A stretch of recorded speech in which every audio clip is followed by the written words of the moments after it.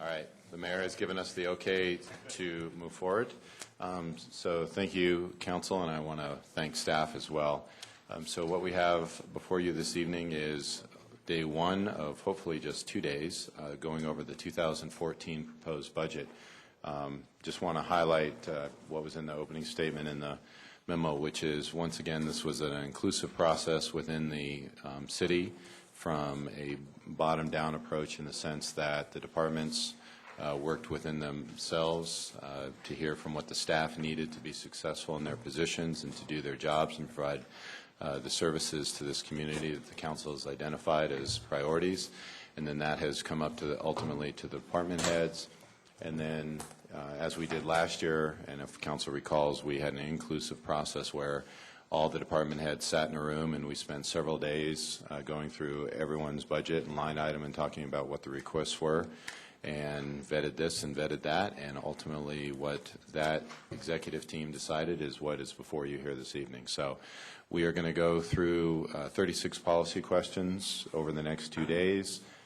We have attempted to highlight within the budget those sections in or those line items that have changed as well that we believe are pertinent and would be important for you to at least be aware of. We've attempted to address some of the questions or recommendations that came from last year's budget meeting in terms of one that quickly comes to mind. Councilman Beckman had asked us to look at how we handled IS replacement on equipment, and so we've done that. That's just an example.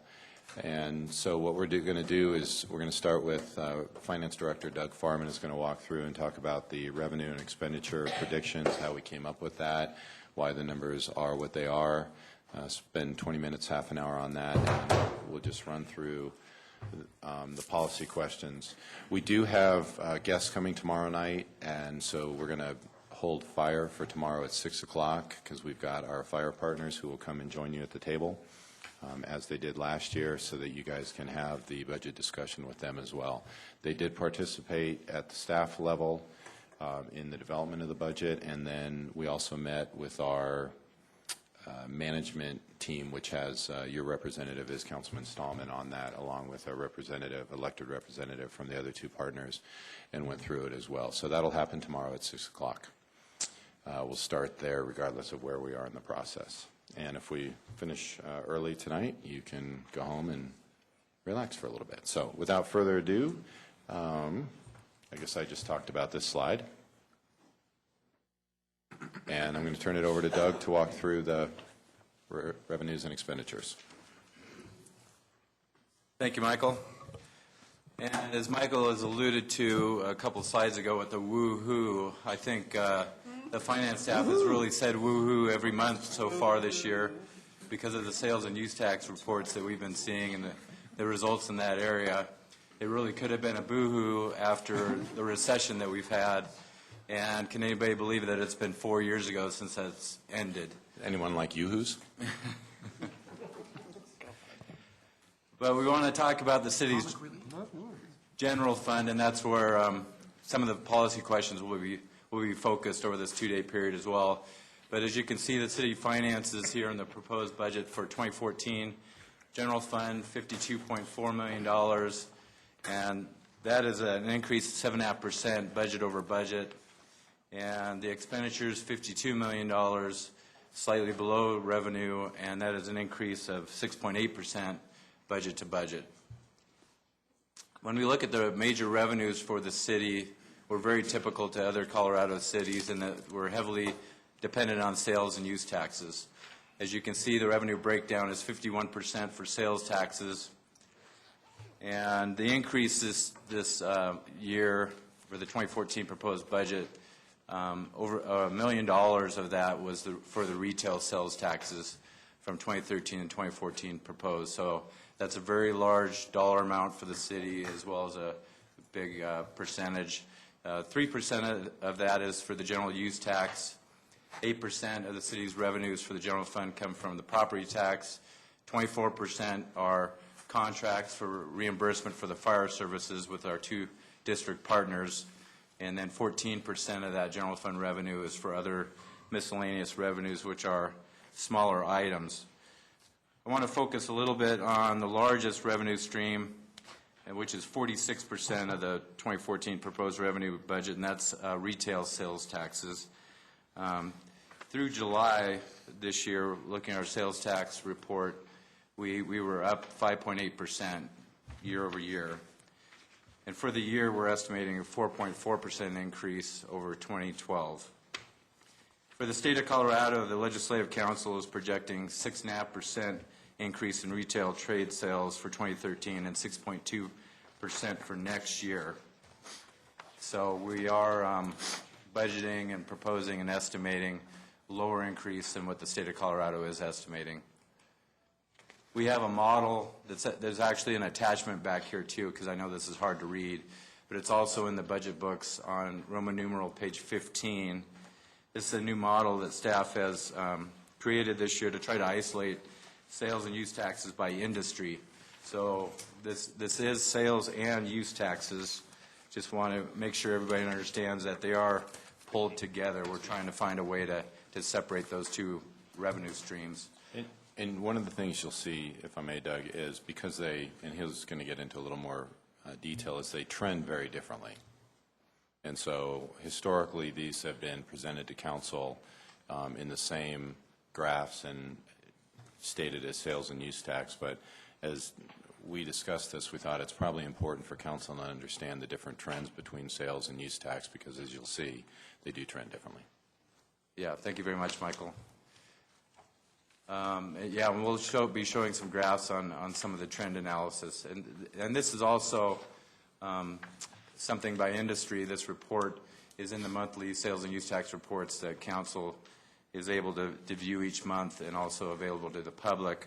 We're trying to look at it a little bit more differently this year and break it down by industry. And it's also giving us some flexibility to use some inflators or deflators to better predict some of the industries coming up in the future, what we think the sales and use taxes might do here in the city.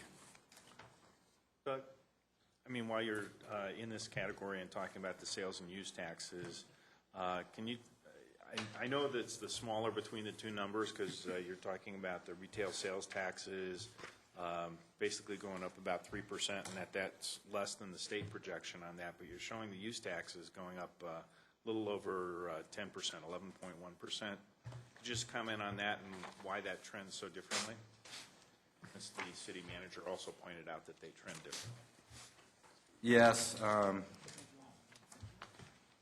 Let me take a look at the budget book here. This one's XV, that one's XI. So, Doug, which page are you going to go to? Oh, I'm looking at page Roman numeral 14 and 15. I think Phil's probably looking at the same sheet that's in the proposed budget book. So we have the retail sales taxes, and we're expecting a 3% growth over year-end estimate, 4.6% over the budget, and then the use taxes going up 11.1% above the year-end estimate, 25% over the budget. And that is one, typically we receive some money for equipment that's brought in the city, and then they're using it within the city limits, so we will see some use taxes by some of the larger companies on a regular basis. Also, when there's a big development, such as maybe apartments that come into the city or some type of other development where they're going to be bringing in some equipment, we've had some health clinics that have moved into the city and opened up, and then they purchase equipment that's going to be used here in the city. So that's where a lot of the bigger use tax items comes from, and most of that is non-recurring. Some of the companies actually do purchase equipment on a monthly basis or on a more regular basis, but a lot of the use taxes can go up and down. For next year, we are projecting some of those projects coming to fruition where they might be purchasing and using some equipment in the city, and that's why we're projecting a little bit more of an increase for this year and next year. And then just looking at the revenue side, the fire partners are up, and I know we're going to save some of that discussion for tomorrow, but similar because it's outside of the trend. Yes, and that is a significant increase. You're right. Yep. I was trying to stay within the scope. Yes, thank you very much. So on that page, how solid is the property tax increase? Because my property taxes, the assessment this year was way down. Yes, and we went and asked the counties for a very preliminary estimate when we were trying to put the revenue estimates together a couple of months ago. We just got an update from Arapahoe County this week, and it looks like the assessed values are probably going to be more flat, and they had projected an increase to those assessed values. So it looks like there's going to be a slight reduction to what we have in our proposed budget book for assessed values. We don't have the final numbers yet from the county, so it's still preliminary. But I think overall it's such a slight difference. We'll be able to make up that difference with other revenues for the city. But we'll keep council informed when we get the final assessed values. But you're right, we thought they would go up higher, and we were given that information from the counties, and that doesn't look like it's going to happen. Also, you have the, in addition to that impact is if somebody breaks ground, they move, and say they're putting up apartments, then they move from a commercial assessed value to residential. That can really be a change too, exactly, if they change the zoning. Well, it's just that they actually break ground. Yeah, it's all, Apartment land versus, their decision is not what it's planned for, it's what it's actually being used for. yeah, a lot of it's timing on new construction and projects like that. And Bruce, you had a question? Yeah, just a clarification. So on page Roman numeral 6, you've got sales and use tax at 27,548. I assume that that's sort of a combination of retail sales tax on page 14, because the total's the same, the 52,475. Yes, so let me clarify that 27.5, Yeah. that is the general use taxes, retail sales taxes, that's motor vehicle, Assume that. and that's also the cigarette tax and the specific ownership tax. So it's those- more than just a couple different.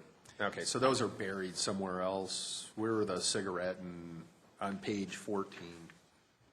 I mean, I assume it's all in there because the total adds up, but, Yeah, you can see the detail a little bit better when you go to the line items in the book on page 3. And actually, the specific ownership in the cigarette, they're 270,000 and 195,000. So they're not significant numbers compared to the. what's that?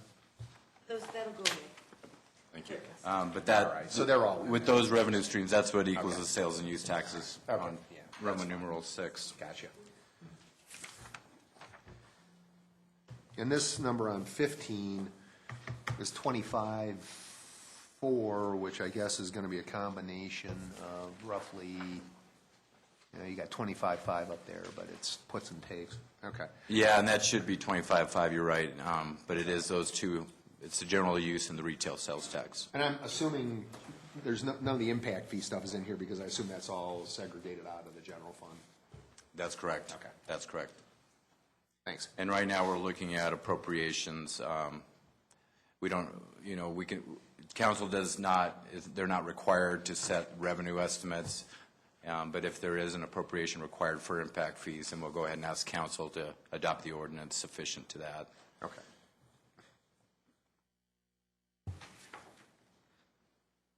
All right. I think a lot of the information I wanted to present, council has asked the questions now. So we'll, I'm sorry. Mr. Beckman? Can you talk a little bit about inflation rates as they affect our cost of providing services?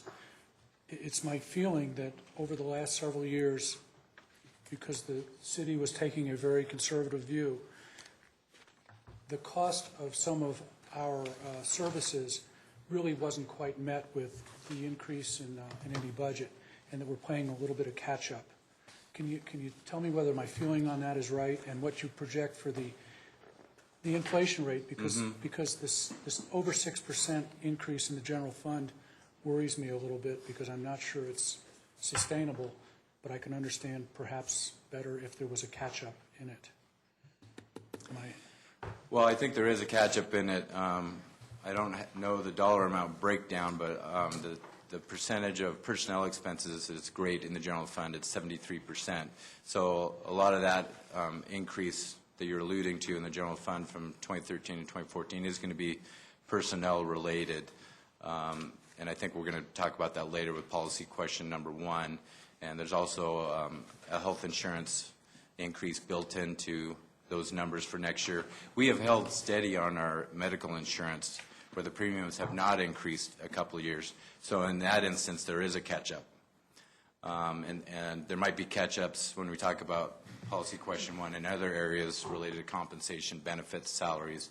There are also some new positions in the budget. But as far as inflationary items, I think there are only a couple where people have really said, you know, this item, ammunition comes to mind, where, you know, the police need to buy their bullets, but those prices are going up dramatically, so you're kind of locked in, but that is due to the inflation and the price of buying supplies and materials. So, but I think overall, you know, inflation has been pretty tame over the last few years, except, like I said, probably in some personnel-related areas. We've been able to hold the line on health insurance, whereas the rest of the state and the nation have been seeing increases in health insurance costs. And we wanted to look a little bit about inflation, and I think Council has actually looked at this graph back in March or maybe it was February, but just to see how our retail sales taxes have grown. This is over a 15-year period, so it is over a large period of time. There was some growth, some big growth years you can see in the early or in the late 90s. So you can see how steep that was, and now it's kind of tailed off a little bit. And in 2009, it actually went down. And then you can see inflation-adjusted retail sales taxes have been pretty steady. But if you look over that 15-year period, and really you could look at any time period that you want to get some different results. But just over that 15-year period, the average increase for retail sales has been 4.2%. And that inflationary number is 2.4%. So quite a bit of difference there, just looking at the 15-year history. We also wanted to look at the use tax, and we've talked about how elastic that revenue source can be, and you can see how it did go up quite a bit in the late 90s. And then it's kind of gone up and down, but it can really fluctuate. It's one that's very difficult to predict. All we know is that we're going to be wrong every year in our prediction. Even retail sales tax is difficult to predict, but the use tax is very difficult. It can be very economic based because companies might not buy capital if they don't have the resources, and it might depend on interest rates, and if businesses are expanding, and if they have labor, and it goes on and on and on if there's, you know, consumer spending occurring. So that can really fluctuate from year to year. Our next large fund that we wanted to talk about is going to be a focus over the next couple of nights with the policy questions is the Capital Projects Fund. And actually the situation there has improved too. Is there a page reference? No? Okay. Yeah, and if you do want to look at the Capital Projects Fund, Bruce, that is on page 111 of the budget book. Sorry I didn't reference that. But the fund balance is expected to grow this next year. And if you do look at page 111, the 2013 approved budget was $5.9 million for ending fund balance, and now we're looking at about $7.2 million. If council remembers, we did have some excess fund balance and revenues that we had transferred from the general fund, and we'll continue to do that in order to meet our policy reserve in the general fund. So any excess revenues we're planning on directing toward the capital projects and the need there. You can see that the revenue breakdown, we get the HUTF, which is the highway users tax fees, basically the gas tax, and that goes in, that's an ongoing revenue stream. And then we also have a building use tax, which just like the general fund's general use tax, it can fluctuate from year to year, and that is dependent heavily on the development projects that come within the city and a lot of the structures and materials that are actually built as part of the building. And then in this capital fund, we do have a lot of the fire, big piece of equipment, ladder truck lease payments, but the fire engines, medic units, those are all purchased out of this fund as well, and some of those expenditures are recaptured as capital reimbursements from the fire districts. So you can see how those revenues are split there.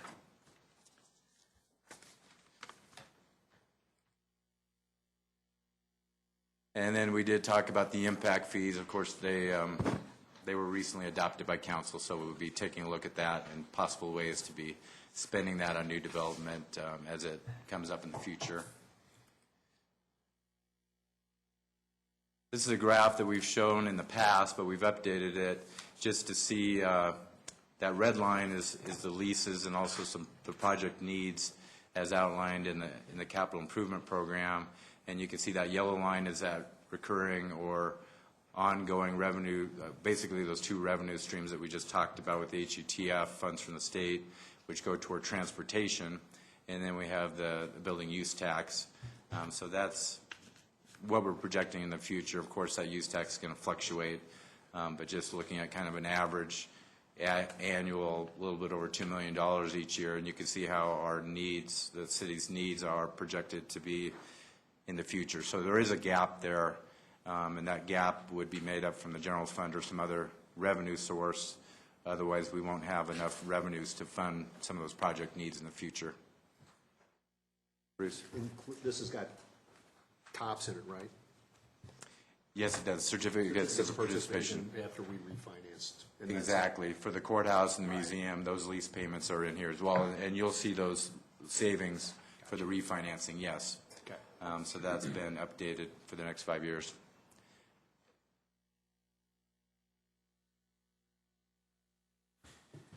All right, and then last slide before we get into the policy questions, just want to, we had a similar slide last year, but as we move forward looking at new development, we have an opportunity for a new sales and use tax. We've got several projects, as council is keenly aware, that have been approved, not all of which are residential. So we've got at least 250,000 square feet of commercial coming online, which will both bring sales and use tax. The impact fees, while they are not a significant impact, at least in the short term, they will be put in their restricted funds and available for capital sometime in the future. And Doug's already talked about the business use tax from the construction. And then we will continue to discuss, obviously, with council over the budget, but also ongoing about our service level, both short and midterm levels. And probably the best example we have coming into the budget now is, and Tim is here, Tim Nim's in the museum and library when we get to that, talking about some of the policy changes, administrative changes we're making in that. So, yes, Bruce.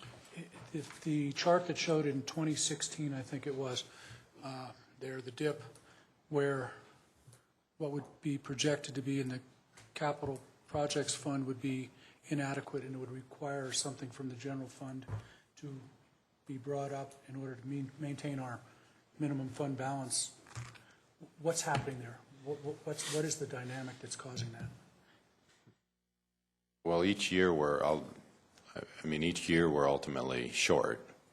So we're deferring maintenance. Capital maintenance is the short version. I don't know. Does that answer your question? That would. Yeah. Well, I'm wondering if when does the timing begin to adjust for that potential and whether this would be a budget year to consider an adjustment moving ahead? So as we discussed last year, I think moving all excess revenues, as Doug just stated, between operating your reserve into the capital fund at least creates a known expectation around how that transfer occurs. As we talked about last year, and I wish we had it this year, but we will next year, if we have capital plans throughout the city and we can prioritize those plans, and we've talked about roads, it's a great easy example, and we understand what the total need in our in our road system is, and we've prioritized that based upon life, lane miles, travel, and all of that, then we can start to get real about what those future needs are, and as we've discussed with council, talk about different revenue streams, which are primarily taxes at the end of the day, because we live off of retail sales, as Doug has pointed out. I don't see us getting drastically different revenues in our sales tax in the near or even long term. I think we're in a situation of having the competition be harsher to some extent, not becoming easier for us relative to new development occurring outside of the city limits and drawing those businesses. Some of the businesses that have left Aspen Grove and gone to the streets at South Glen is a really good example. We've lost 2 already, potentially 2 plus more on the horizon, and what's coming in and all of that. So we are going to have to get real about where our priorities are. I mean, this is a continuation of last year's conversation about what service delivery business are we in, and to what level does the council want us to provide those level of services. We are not a growing community, and you see that to an extent in this budget, is we're not asking for a lot of new things. We're looking at, and if you use Public Works as an example, we're looking at how do we provide the same service within the city in some different fashion, or how would we beef up snow removal as an example, because we're not adding staff people because of expansion of the community.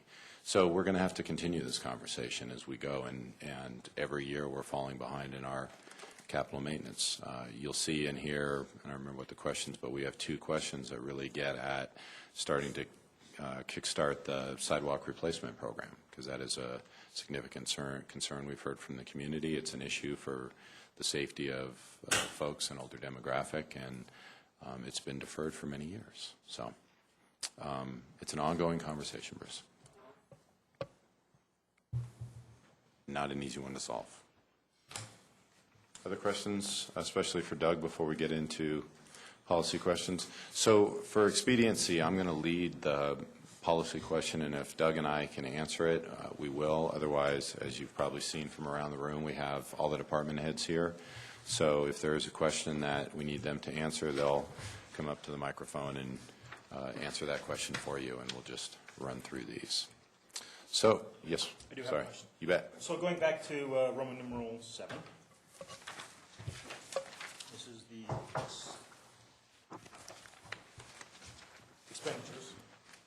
So for the 2014 budget, which is a 6% increase over the proposed budget for 2013, then the estimated actual is going to be about 4% over the proposed budget. Right? Am I reading that right? That's about right. Yeah. Okay. So That's right. So with that in mind, that means that we're really, expenditure-wise, we're only looking at a 2% increase. Yeah, it looks like if you're looking at the year-end estimate to compare to the 2014 budget, then it's a little bit over $1 million, $1.1 million increase, which is about 2.2%. So yes, we're looking overall for this coming year is a 2% increase.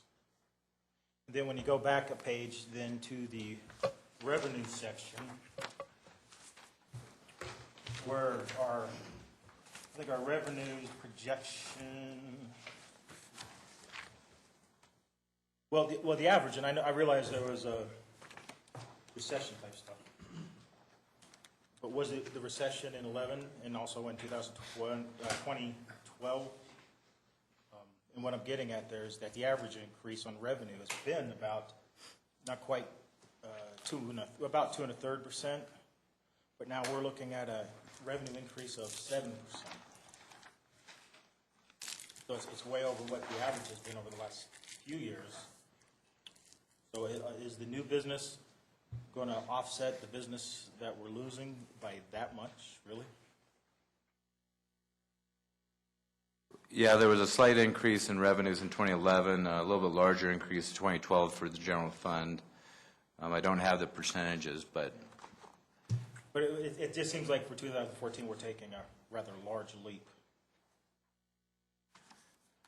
Let's just keep that in mind. Yeah, and I think you're right. We'll be able to get to where some of those large increases are focused on But you're right, if you look at the 2013 estimate compared to the 2013 budget, in some areas, they're extremely high. But if you compare the 2013 year-end estimate expenditures to the 2014, then it is roughly about a 2% increase. So the jump from 2013 to 2014 from the year-end estimate is not that great, not substantial, but it's more on the revenue side. I guess one more, if I may. One more question then. So, and this is for the city manager then. So as we start going through all this, the good old budget here, thank you. I know it's a lot of work for everybody. Did you put out a challenge though to every department head to reduce their budget, to reduce their expenditures? I did not, because that's not how we had that conversation when we were meeting as department heads, but it is not what I wanted them. What I asked them is what I opened with is, what does it take to be successful? Because what I want to do is make sure that if the council says we're in this particular service business, that we're successful in that. We're not doing the sequestration approach of 10% across the board. If we want to eliminate a program, which Sequestration, which is actually less than 10%, which is the growth. Yeah, Anyway, that's yeah, a whole nother yeah. deal. I think Yes. I think to throw sequestration into us is.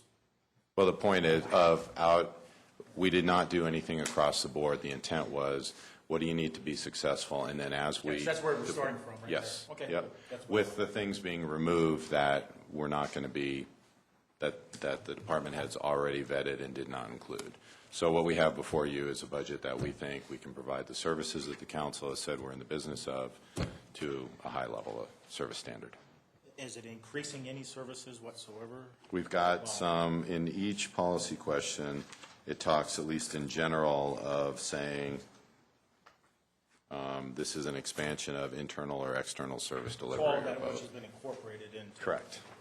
Yep. And we can go into the details as we have the policy questions. You're welcome. Just, Jerry, just only because I'm sitting here with a calculator, the revenue year over year, 2012 to 11 was plus 3.7. Right. 2013 estimate I have versus, 3.33, but that's a different number. okay. I mean, I have a calculator too. Oh, all right. Well, I got 2.8 on 13 estimate versus 12 actual, and 4.2 2014 versus year-end estimate. And then the actual expenditures was 13 versus 12 was plus 4, and 14 versus 13 estimate is plus, as you said, 2.2. So, I mean, Well, you lost me after you started throwing all those out there, but I think bottom line is, I think Doug answered it. Bill? Yes. Question somewhat on those general pages that Jerry referenced, 6 and 7. On the revenue side, can understand how we've gone through the 2013 budget. We ended up with some, or it looks like we're going to end up with a little more revenue than we thought.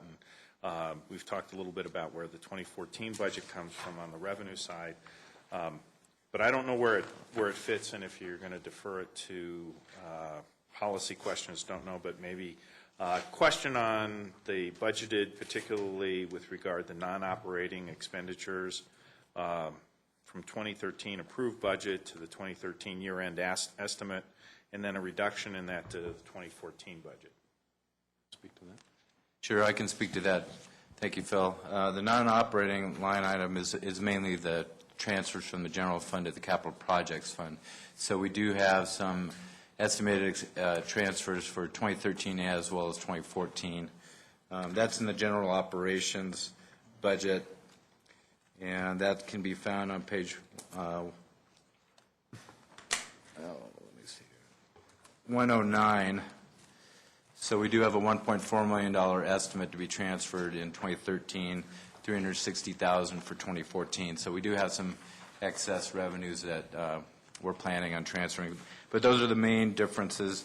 You can see the changes from personnel and operating and maintenance are pretty flat when you look at the budget and the year-end estimate and the 2014 proposed budget.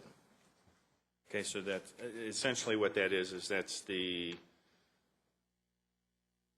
estimated surplus that's going to occur in 2013 that our expectation is we'll transfer it before year end. hasn't been realized yet, but it's just anticipated. It's anticipated, and actually 450,000 of that is from 2012. But because of the budget constraint at the end of the year, I think we informed council that that would be done the following year. So about $1 million would be from 2013, and then the 450,000 would be from last year. And so, just in general, as we're looking at the 2013 year-end estimate to the 2014 budget, or even looking at the 2013 approved budget, the big change on the expenditure side is primarily in the personnel services and related benefits and the like. So as we're going through and discussing the policy questions, that's where the bulk of it is. Yes, sir. High-level stuff. Or I can get my calculator out. Good call. All right.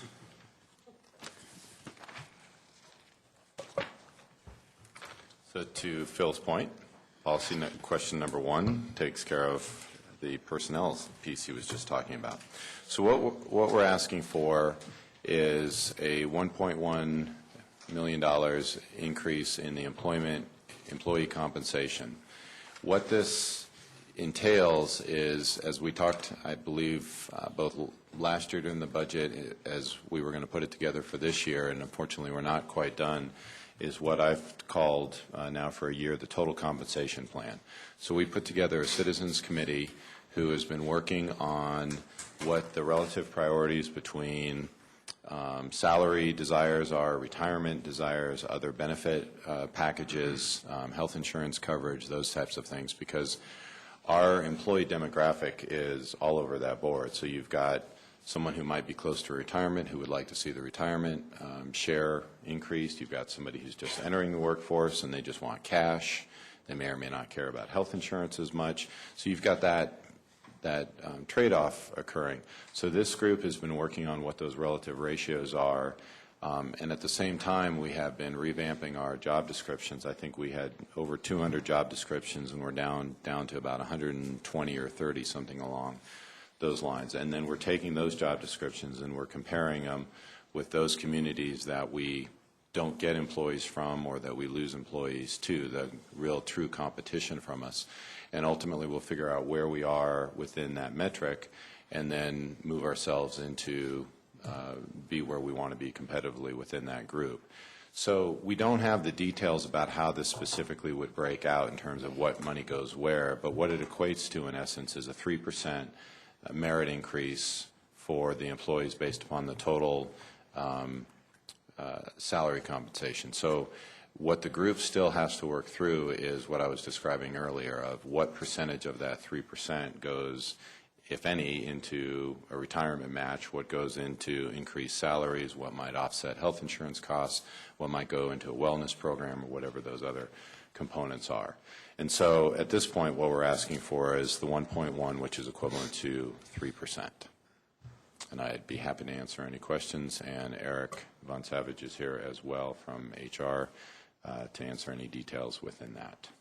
But that is what we are asking for. And last year, I think we had asked for approximately $1 million, and the council authorized just over $700,000, which was a 2% increase. And we did that all as salary based on a performance measurement plan. One thing just to tag on what Michael has noted, we've got the net budget impact after the fire contract reimbursements. So the actual net cost is $732,500, just to reemphasize that amount. Peggy, you had a question? Yeah. I don't remember which one it was for this. I think last year I asked, sometime in the last year I asked about why people leave, because there was implication that it's because they get better compensation elsewhere. And so I had asked, could you all find out? And you said, well, not after the fact now. Have we been trying to find out? Eric, Eric can answer that.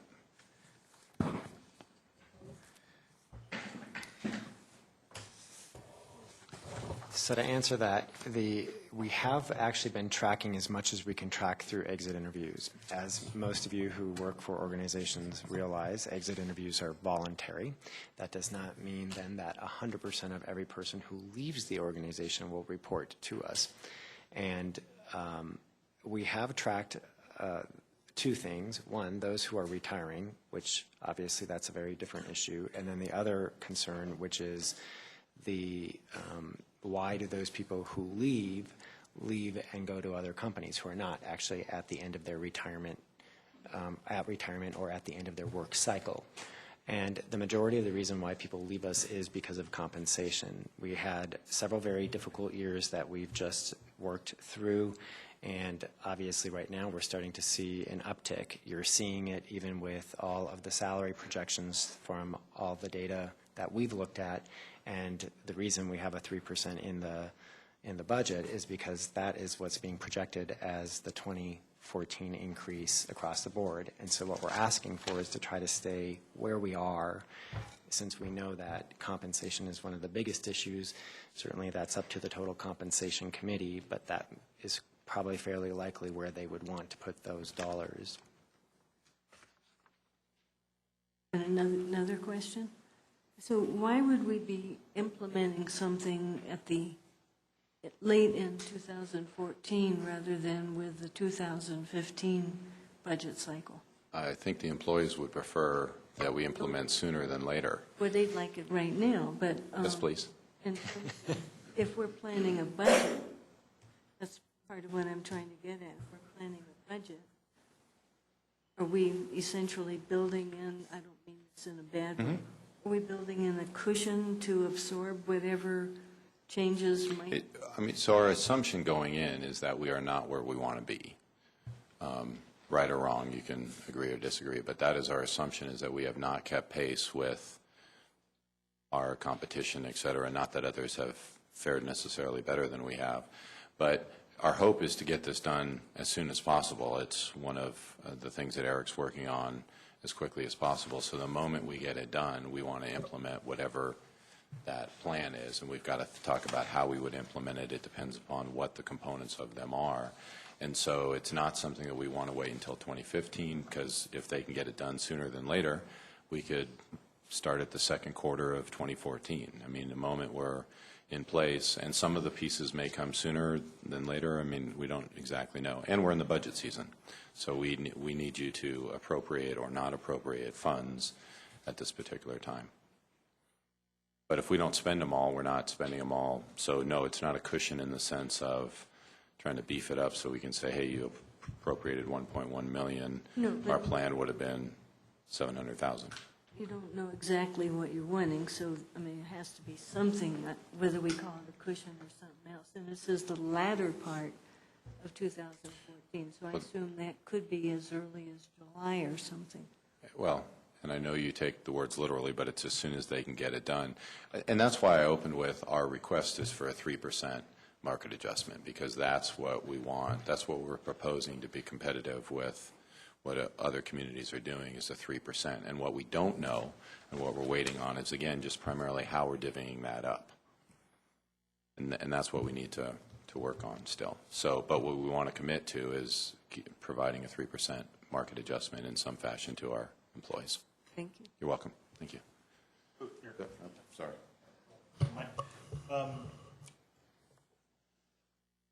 Over the last 4 years, what have the increases been? Well, let's see, we've had a 2% last year. We had a 0 one of those years. We had... Which year was that? I'd have to go look up the exact years. Do you recall? 2012? 2011, if I recall, we had, was it a 1.5? It depended on the group, yep. So they've been fairly anemic. I would say that we are barely keeping pace with the raises that we have given in the last year. And so then, do we have positions right now that aren't being filled? we have positions that we put out, and we put them out a second time. And when you start to see that trend, because you cannot attract adequate candidates, that's another indicator that your market is starting to uptick. So what type of positions are going unfilled then? The more difficult ones to fill are actually in your general government side. They tend to have special skills that they require that are specific to government or service type industries that are specific to municipalities. We certainly get pretty good candidate pools with public safety still, but we're watching that because if that trend shifts, and it could, then we will have other concerns to look at as well. So where are the applicants coming from now then? Currently, most of the other candidates are coming from, we're trying to attract some of them from private sector, if we can do that. Some of them are interested individuals who are just interested in a specific career path, so that's fairly typical with your police and fire safety type positions. And so they're trying to establish and get into that particular industry. Some of our candidates may come from smaller cities, but what we definitely don't see is any candidates necessarily coming from very large cities. We get fewer of those types of candidates. Smaller jurisdiction. Sure. Thanks, Eric. Bruce? I want to make sure I understand the math. If you take, you said 1.1 million is a 3% bump. And again, if you go back to page 7, you've got personnel, Roman numeral 7. You've got personnel services with a year-end estimate of about 36.7 million, which 3% of that is roughly 1.1 million. But I guess my question would be, I assume that personnel services number is going to have benefits and so forth included in it. So if you assume a 20% labor load for the sake of an argument, and then do the 3% bump, you come up with something less than the 1.1. Wouldn't it just be on wages? It's going to be on overtime, it's going to be on the retirement. But the Because that's all a overtime numbers- percentage of wages. It's going to be anything that's based on wages, like Social Security. Okay, well, but let me ask you. So You're it is- saying it's slightly under the 1.1? Yeah, I guess I just took 20% labor load. If all the overtime and everything you've got is in there, you take 36,720, you take 80% of it, and then take a 3% bump, you come up with about 881,000. If that's a wage-based number. I mean, I guess I would assume we would bump wages, and we wouldn't bump all the bennies, all the labor loadings, and so forth and so on, taxes or FICA and health insurance and para or anything else. Well, that's going to be part of it. I mean, wages are going to increase, so then therefore overtime. No, payments. I know that, but I guess I'm assuming that's already in your personnel services number? Yes, that is in there. Okay, so, But the taxes go up too, right?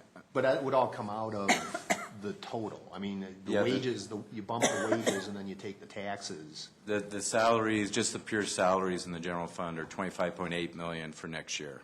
All right, 25.8 But times I think what Eric is alluding to is that he would like the funding authorization to take back to the compensation committee to discuss what part of it might be benefit increases, what part might be a market adjustment. No, I don't care how you divvy it up. I guess all I'm saying is, if you are, I sort of anticipated that the 3% bump you're referring to is predicated on straight payroll. And then the rest of it is what comes out of payroll based on, I know you're accounting for it, and that's totally proper. But my question, I guess, is what's the number you're multiplying? I don't think it should be 3% of FICA and salary plus FICA plus unemployment plus health and dental and so forth and so on. It's not going to be health and dental, no. You're absolutely right. Okay. It's anything that is a factor of wages. Okay, well, I guess it seems Well, high. I think, so Bruce is asking is 1.1 representative of the 3% increase plus benefits? Yeah, see, I'm not So- sure it should be inclusive of benefits. I think the benefits come out of the salary bump. And if you want to give some of the 3% as a benefit adjustment, I don't have a major problem with the 3% number, but I'm not sure, I guess I'm not entirely clear that the right number is being multiplied. Yeah. Just throwing that out there. So you're saying instead of a direct dollar compensation of 3%. You're saying it's something less than that. Yeah, I guess I'm saying, my sense of it, when you said a 3% bump, would be that you take salaries and/or overtime or dollars per hour and multiply them by 3%. Purely. Yeah, which is less than 1.1 million. I mean, a 3% number I'm okay with, but I think the total dollars is too high. No, you're right. I mean, it is, the 3% is less than the 1.1 million. Okay, so I guess my sense would be, from a policy standpoint, how do you want to do this? Do you want, I mean, I'm happy with 3%, but I'd like to get the right number. I don't think, if the 1.1 is more than 3%, I'm not sure that's where. Well, I think, and Eric needs to clarify it a little bit, because the compensation committee has been working a long time on this. And so why don't you try to clarify your I expectations? think that it would be very difficult for you to give a 3% raise and say that, oh, and by the way, employee, you're going to have to take a hit on that, when that's, even though that's what the market says, because we're going to make you also compensate then for the taxes that would come out of that, or all the other.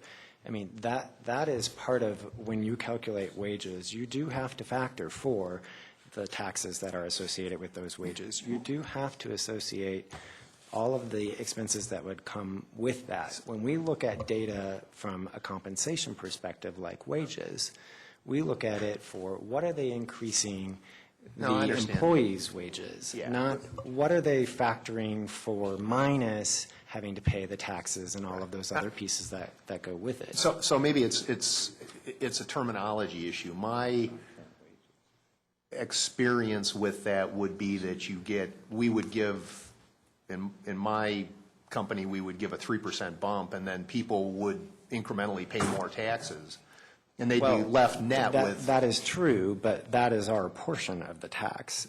As you realize, both the employee and the employer pay a portion of that tax, and that is the employer's portion.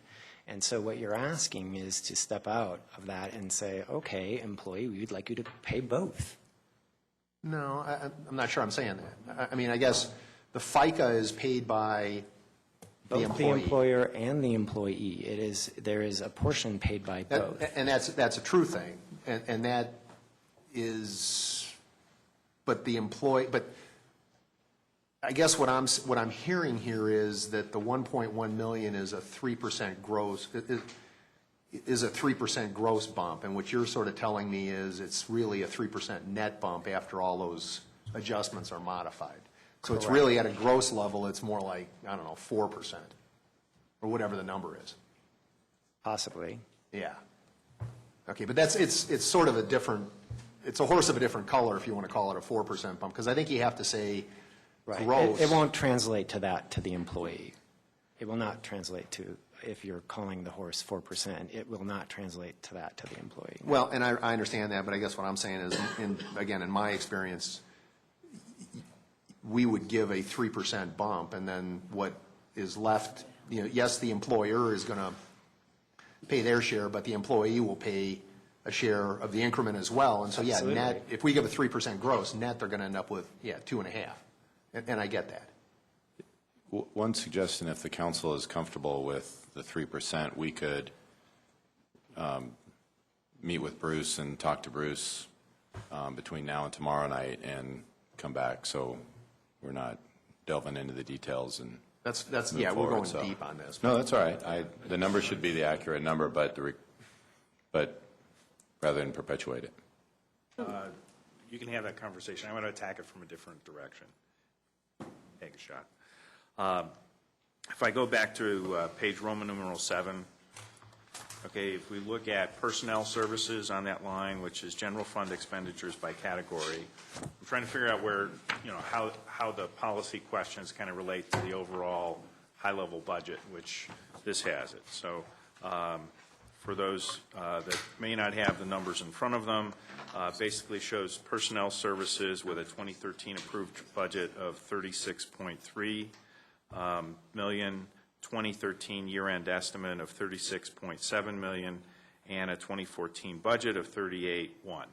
So what I'm trying to do is find out where the numbers are and how they relate in here to that.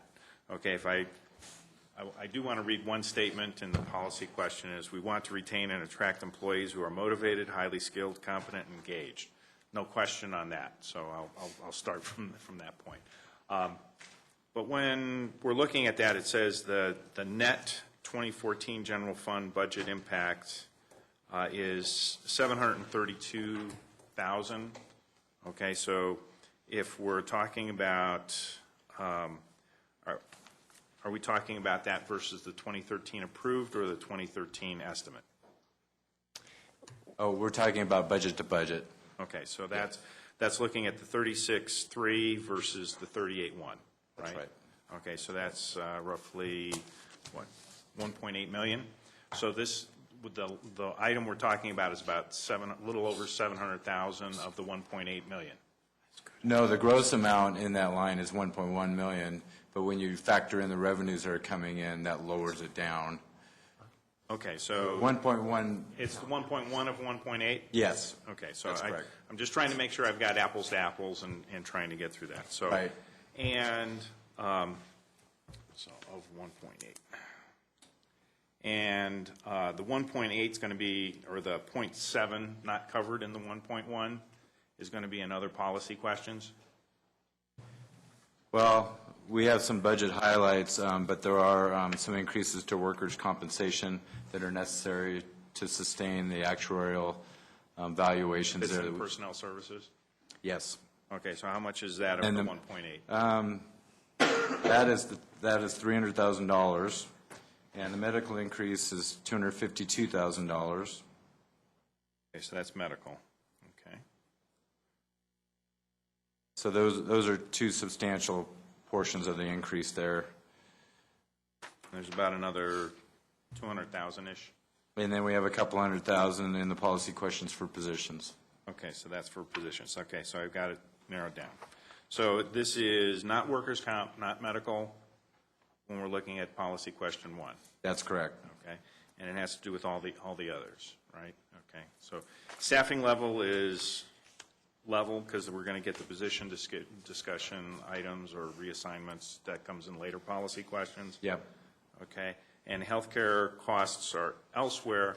Would like to hear some commentary. Doesn't necessarily need to be at that level, but we did some things around wellness programs and incentives, as well as pharmacy services that we're going to try to stabilize some of that.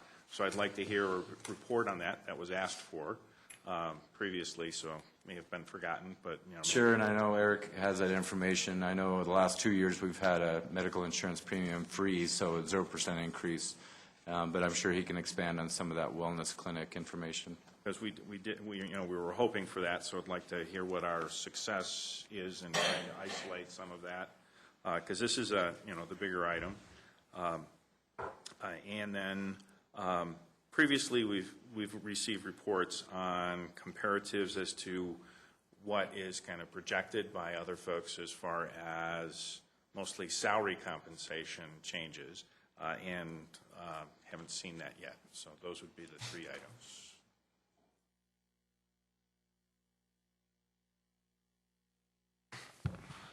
Yeah, I'm comfortable with the idea that's incorporated in one sentence here. The committee will develop a recommended final compensation plan to be presented to council in 2014.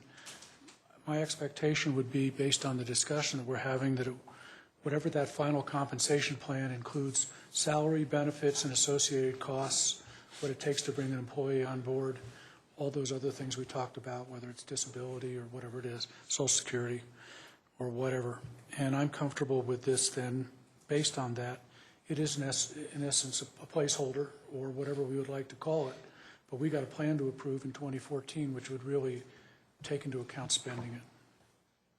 Peggy? Yeah, Thanks, Chris. I like what Bruce said, but Phil asked his questions because he figures out how to look at something in a really nice way, and I don't have his expertise, so I'm still struggling with the 1-1 compared to what's on page Roman numeral 7. Personnel services. So from the year-end estimate for 13 to the 14 budget, if I quickly subtracted right by hand, it's about a 1.394 million difference. If we subtract out the fire partner contract, that gets us down to just over 1 mil. So I'm trying to figure out, indeed still, what personnel services is covering in that part on Roman numeral 7. That's salaries, that's overtime, and that's all the insurances that we pay on the employee's Okay, so behalf. then I'm not understanding, in the policy question, how if we subtract out the fire partners, we're down to 700,000 and something. The fire partner reimbursements are in the revenues, are going to be on the revenue side. Well, yeah, but I'm just looking at what it says in the book about if you subtract that out, it leaves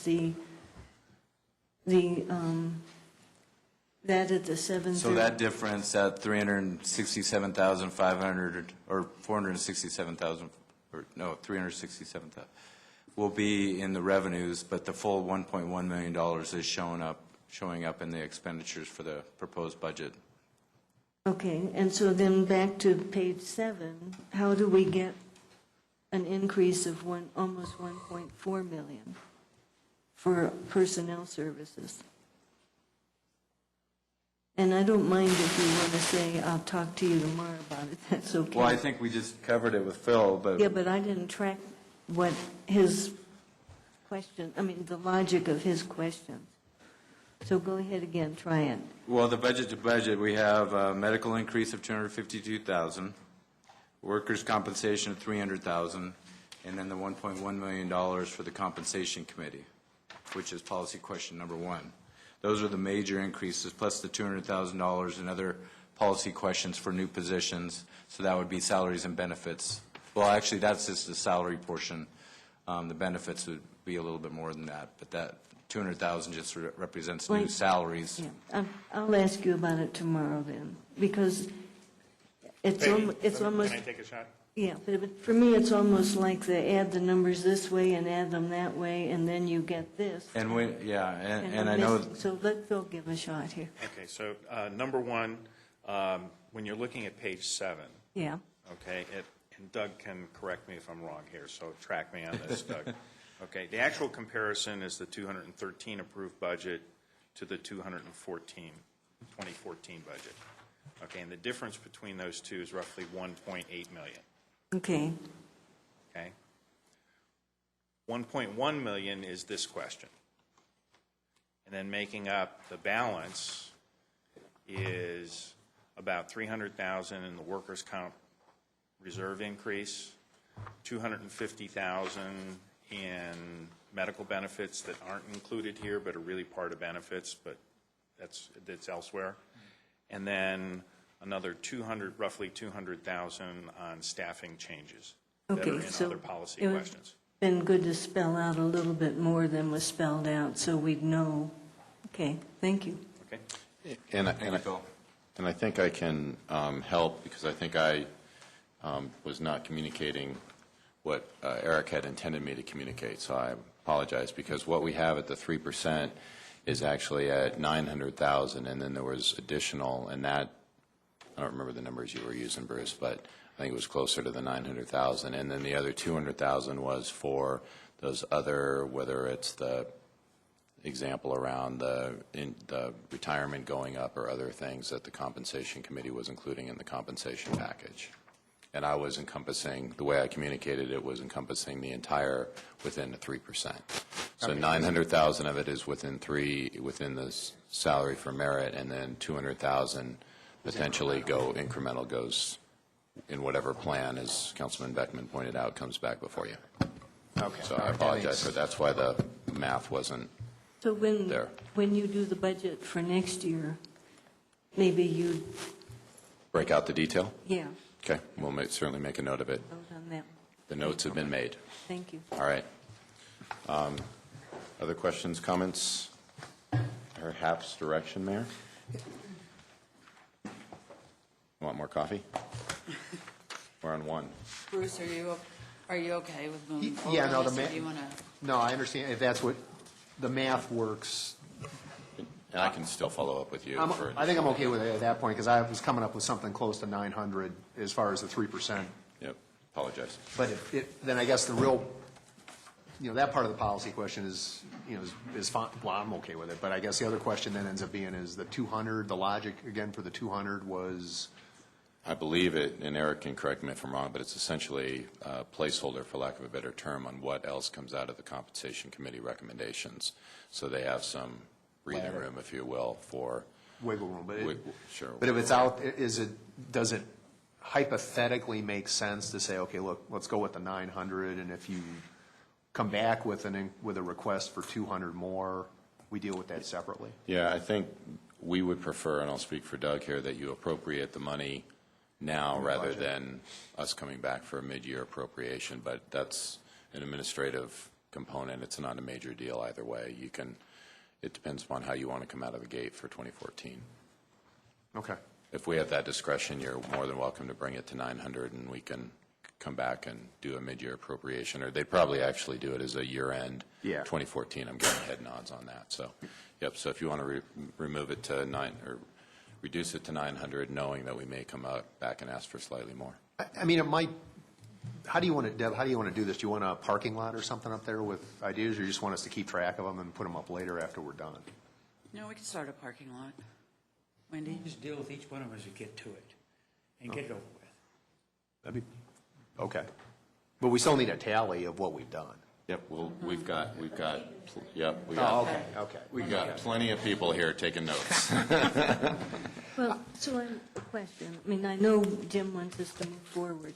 Could you possibly write up a little correction for this that has the stuff that Phil and Bruce have asked about? And then I think we've talked it through, but we could then see it in writing and tomorrow, or decide tomorrow night. Well, I prefer that you guys give us direction tonight, and as you'll recall, what we do on the final version is we put the comments from the council under the council direction. So items from the you guys can, if you want to delay it and revote and hash it out again tomorrow, but the idea here is to hash it out. I just thought it would be good to have it in writing before we actually have said yes. We think we all know now. Well, you don't say yes until you actually adopt the budget, so you got plenty of time to. We still have a first and second reading. So, Whatever. but we will certainly be taking notes and tallying. I guess I would throw out there I'm not philosophically opposed to having a request come in and say, we've done the study, we've got the plan. I'm comfortable with the 3% bump. I guess my preference, for what it's worth, would be to hold the 200K in abeyance and then just bring the plan back and say, here's what we came up with, here's why we think we need it, and then, I don't think that's a major problem from my perspective, but I'd like to see it rather than just say, yeah, fine, whatever. Okay. That's just me. Council? Can I tag on a little bit there? I know Eric has been working with the Compensation Committee, and he's done some research on the retirement contributions and how the city might be lagging in the market.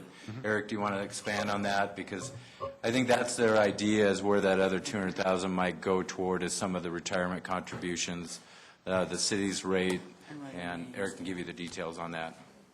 So we've been working with, obviously, an outside consultant, which is Mountain States. They have very good data.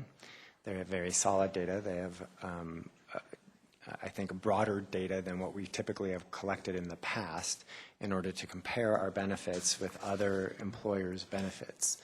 And what we're finding in their data right out of the gate is that and our employees have been aware of this apparently for quite some time, because they have raised this issue every year since I've been here, that particularly our retirement contributions are behind in the market. And so what we've found in the market is that for the Denver Boulder market, which is really the market that we compete in, not looking further abroad the state or not even looking outside of the state, there are what you'll find is that our retirement, on average, other public entities in that Denver Boulder market match up to 5% in a voluntary deferred account which we do not do anything. So I would imagine that the reason why most employers do that in that particular vehicle, as opposed to bumping up any other type of vehicle, is because on a voluntary basis, what that does is it basically requires the employee to put some skin in the game. So the employee has to take some ownership for their retirement. It's not simply an automatic required or match that the employer says, well, we'll put this in and you're going to put this in and you have no choice, which means that we don't really know what that number might look like. But we do know that in our market, that 71% of them, of our competitors, are basically contributing up to 5% in a 457 or voluntary account, of which we currently put 0. We do not match at all. So if I look at that from a retirement perspective, it's clear that we are behind the market in the voluntary match area. We have preliminary data on some of them. One group for sure that we are behind with is your general government. That group we've looked at for 5 consecutive years, and for 5 consecutive years, it's been still behind. We match 4% with that particular group, and in the market, in our Denver Boulder market, that's about 2% behind what our current Denver Boulder market matches.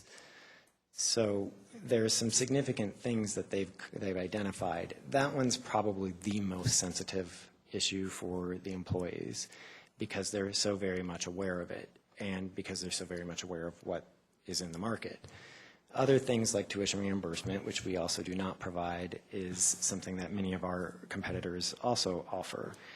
In the Denver Boulder public employers market, 76% of those employers offer tuition reimbursement of some kind, and we currently offer nothing. Maybe, Eric, while you're here, I don't know if you have specific data, but to Phil's question around the clinic.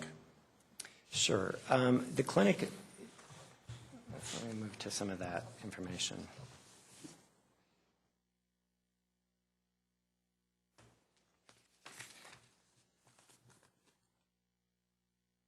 So I can speak specifically to the clinic, but I think your question was a little broader than that. Yes. The question, I think, also pertained to that it's probably the first time in a long time that you've seen an increase in your health line item budgets. And I would like to point out that that's highly unusual. I understand the market. So I do. I'm speaking for myself. to have 2 years of 0% increase and a year prior to that of a 3% is truly unheard of. It is double digits out there in the real world outside of the city of Littleton, who has done enormous amounts of things in the last 5 years to contain our healthcare costs. We started a wellness program, and we did not exactly go into it just dipping our toe into it. We went into it full, just diving right into the ocean, and that was a lot of effort by our employees to come forward and get tested every year. That was definitely ahead of the curve with that.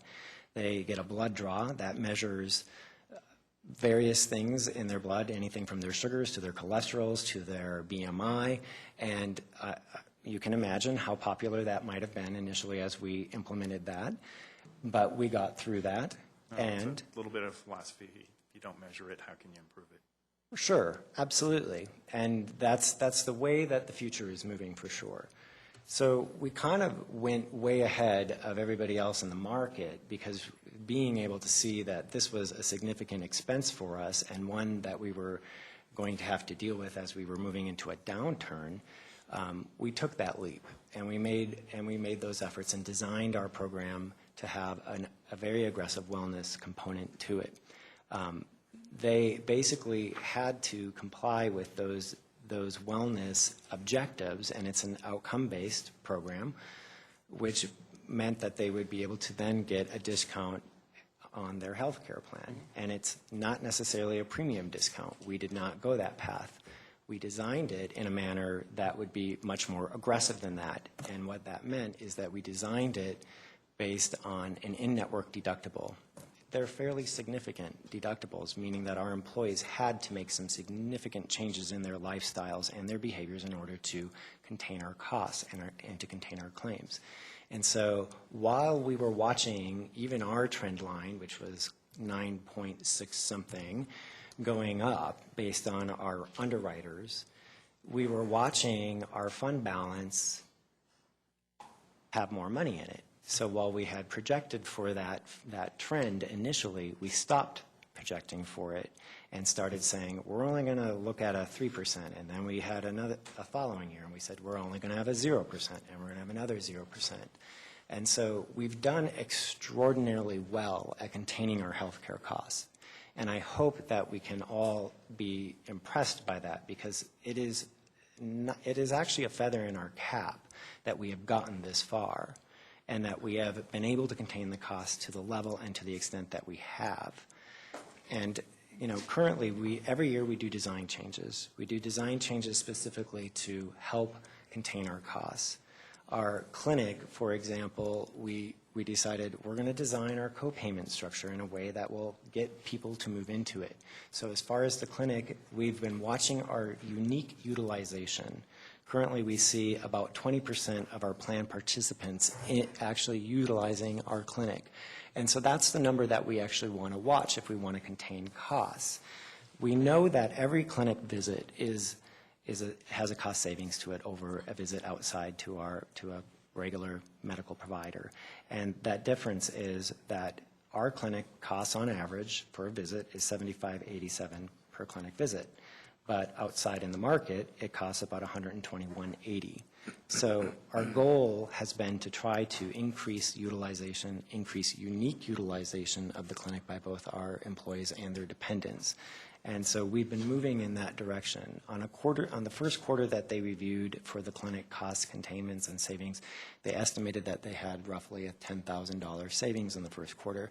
That's obviously going to fluctuate depending on the utilization of the clinic and how that gets used.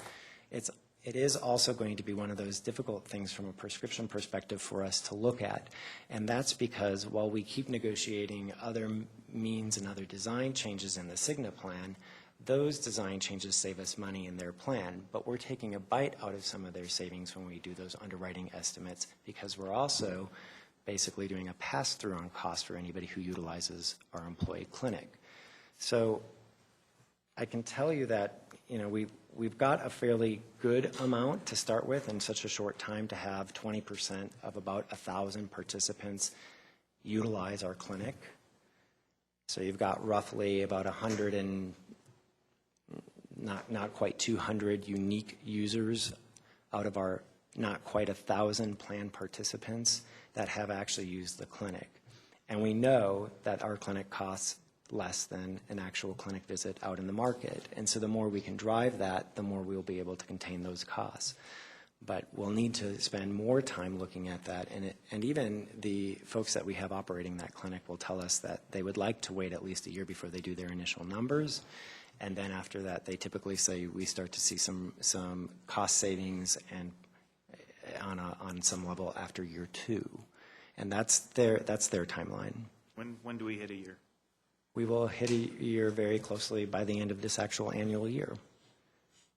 Because, what I'd like to see is the participation levels, utilization levels, how they compare to norms, how they compare to expectations.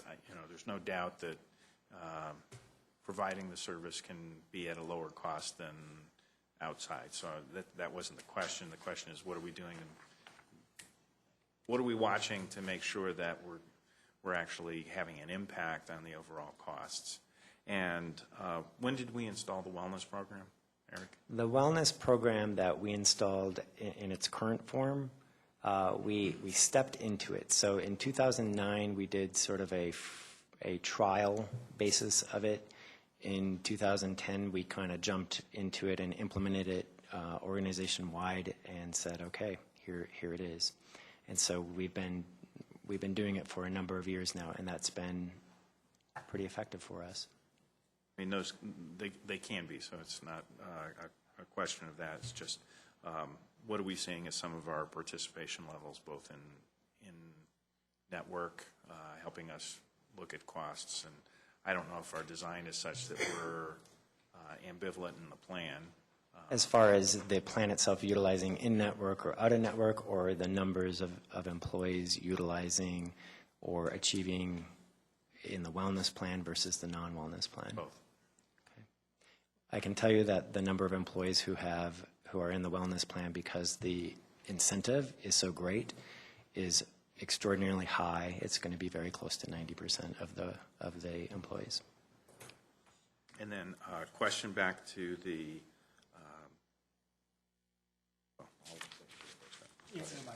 Well, a couple times, I just want to get the definitions right. You've said a couple times, general government. Tell me that, what is that? That would be any of your employees who are not in public safety. The police, fire, and those kind of guys, okay, cool. Did I also hear you say that the 401Ks is zero matched?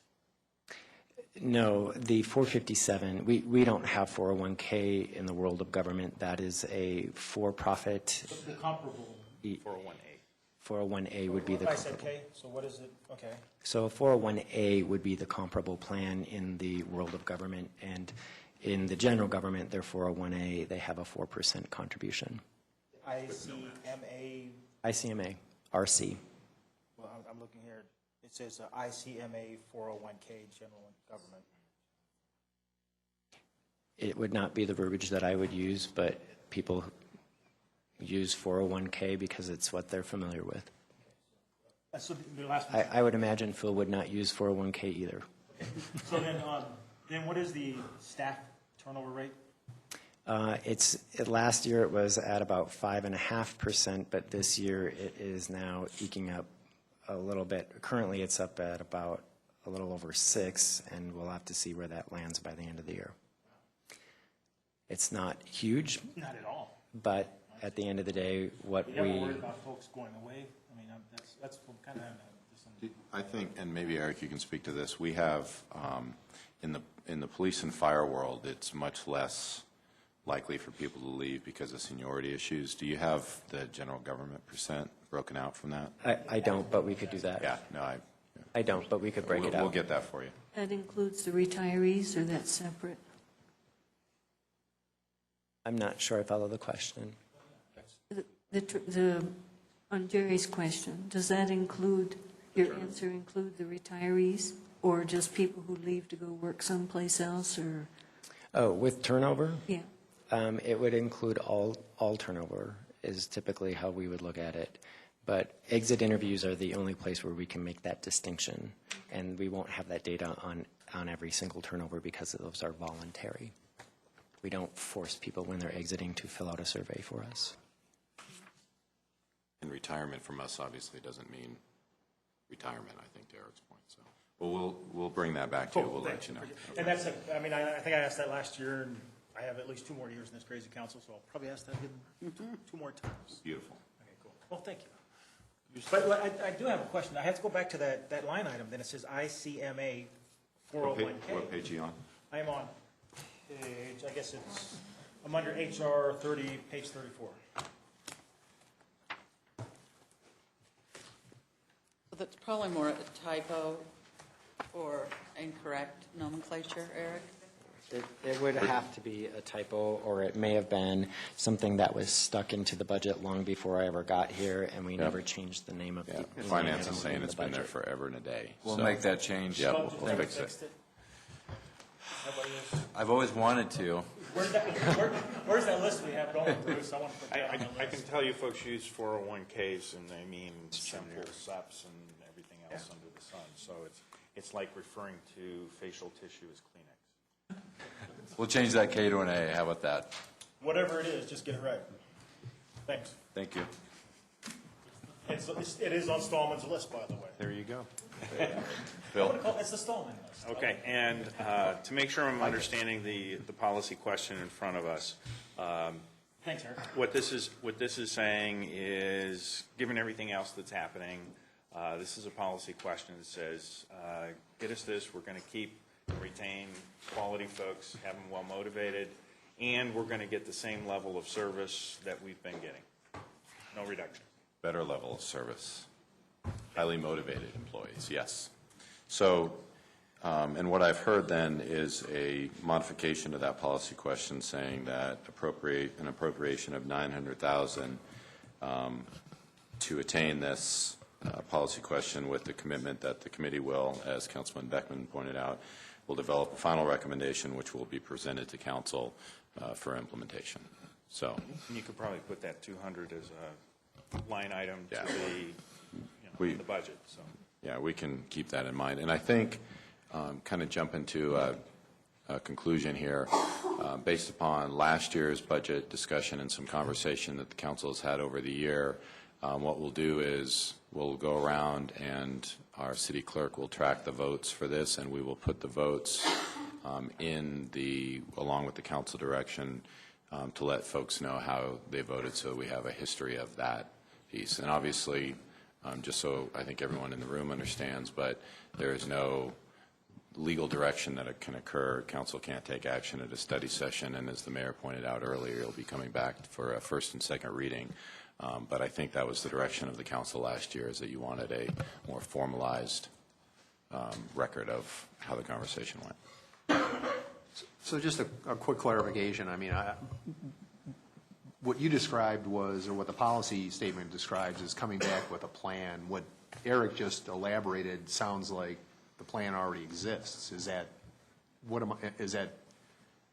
I missing? What are they going to come back with that Eric didn't just describe? I don't believe we actually have a finalized plan. Is that correct, Eric? So what was that you just? That is correct. We don't have a finalized plan. That What was we the do conversation have- to date. Yes, meaning that what we know as of today with our benefits and what we know as of today, total So is that comp-wise- basically, but is what you just described essentially the content of the plan that you're going to come back with? It could be. I am reticent to say that I, as an individual, would come back with something that being the isn't. team. Yes, being the total compensation committee. And when you have that many people on a committee, I would be reticent Okay, to so there say could be exactly what it would tweaks. look like. But they're fully aware of these items, and they actually have already laundry listed what is their priorities. So as they, as a committee, work together, they'll know pretty quickly which items are going to be their priorities. And we are still waiting on the conclusion of the Mountain States work as well. Okay, thanks. So that we hopefully will have a positive outcome when they bring us something. I hope we're not going to be getting comparisons with Boulder, but with the cities that we normally look at, for example, in Boulder. compensation for the city manager and other folks. Don't have Right, executive we have a kind of specific subset of the Denver Boulder area. We do have a specific subset, and therefore, as we've looked at it from this perspective, we have looked at that subset plus the Denver Boulder area plus So we'll get the all, broader market. Yes. thank you. Eric, real quick, holding that 20K, is that going to hogtie you guys in any way? Is that The 200. what did I say? It feels like 20. 200. I know, I move zeros at will. Is that, I think I heard you indicate earlier you would rather have the 1.1. I would rather be able to go back to the committee and let them start figuring out where they want to resolve some of these things, with the notion being that we're pretty clear with some of the ideas already where those reports are going to land when they get finalized. And being that we've given some of that information to the committee, then we are aware that they are probably capable of identifying where they need to allocate those dollars to start putting us on a plan now, as opposed to coming back mid-year or something like that. Okay, thanks. Anybody else? Okay, Peggy? So state the question then, because that just confused me. Well, the question is to hold the 20K. 200K. Oh, my God. Bigger. Okay, 200K in advance until we see the compensation plan and to appropriate 900,000. Your yes? Your yes? Yes. Bruce? Yes. Yes. Yes. I mean, yes, but I still would like to see kind of their report on the comparatives, which hasn't been included, but yes. And I Jim? would, you're talking about government comparative. I'd like to see non-government comparatives as well. Okay. I'm an absolutely firm no. So we have 6 yeses and 1 no. You catch those, Want to Wendy? explain? Okay. I think that we've had a lot of explanation tonight about what's going on. Whenever Eric goes back and reports to the committee saying, well, you guys have done all this work for 8 months. Here's what you want to do. But the city council in its 30-minute, hour and a half discussions decided in our wisdom that we're not going to let you have what you want. We're going to cut you out $200,000. I didn't hear that. That's exactly what the feeling is among the staff's going to be.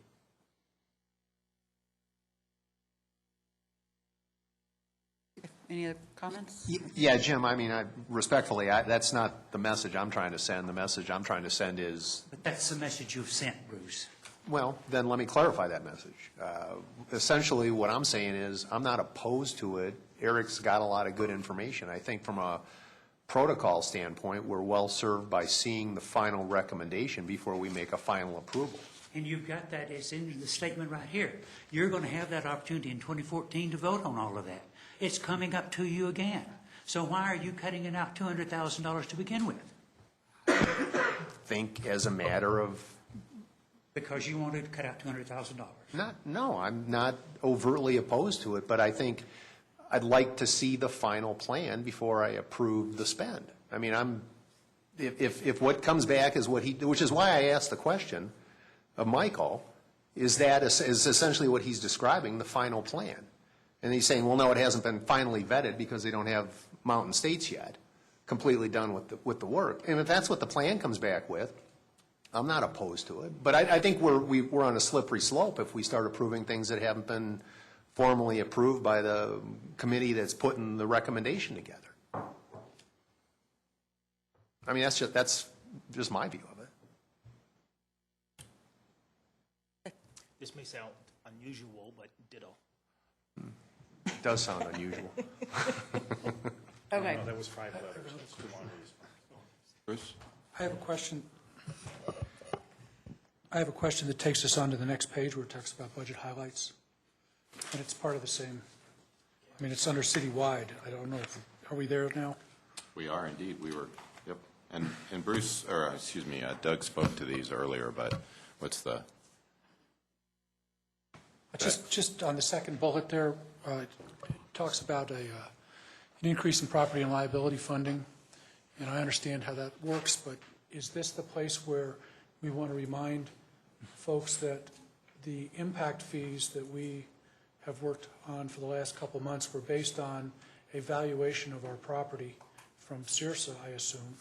Would this be the time to see if they're willing to, which I understand may cost us more in a monthly cost, but. We've already made that request, and we're just waiting back to hear from them. Okay, thank you. You bet.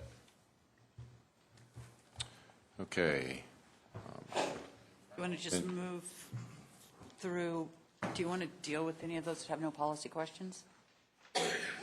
Well, I would just state that if there are, I do want to point out that we have made several just accounting changes in here as we try to be more accurate about where we believe those expenditures should be charged to, and that's really the highlight within the city council component is we're trying to have those costs associated with supporting the city council in there and not the general governance citywide expenses. And so that's the transfer out. So your city council budget looks substantially smaller, but it should be more reflective of what it actually costs to keep you at the table, so to speak.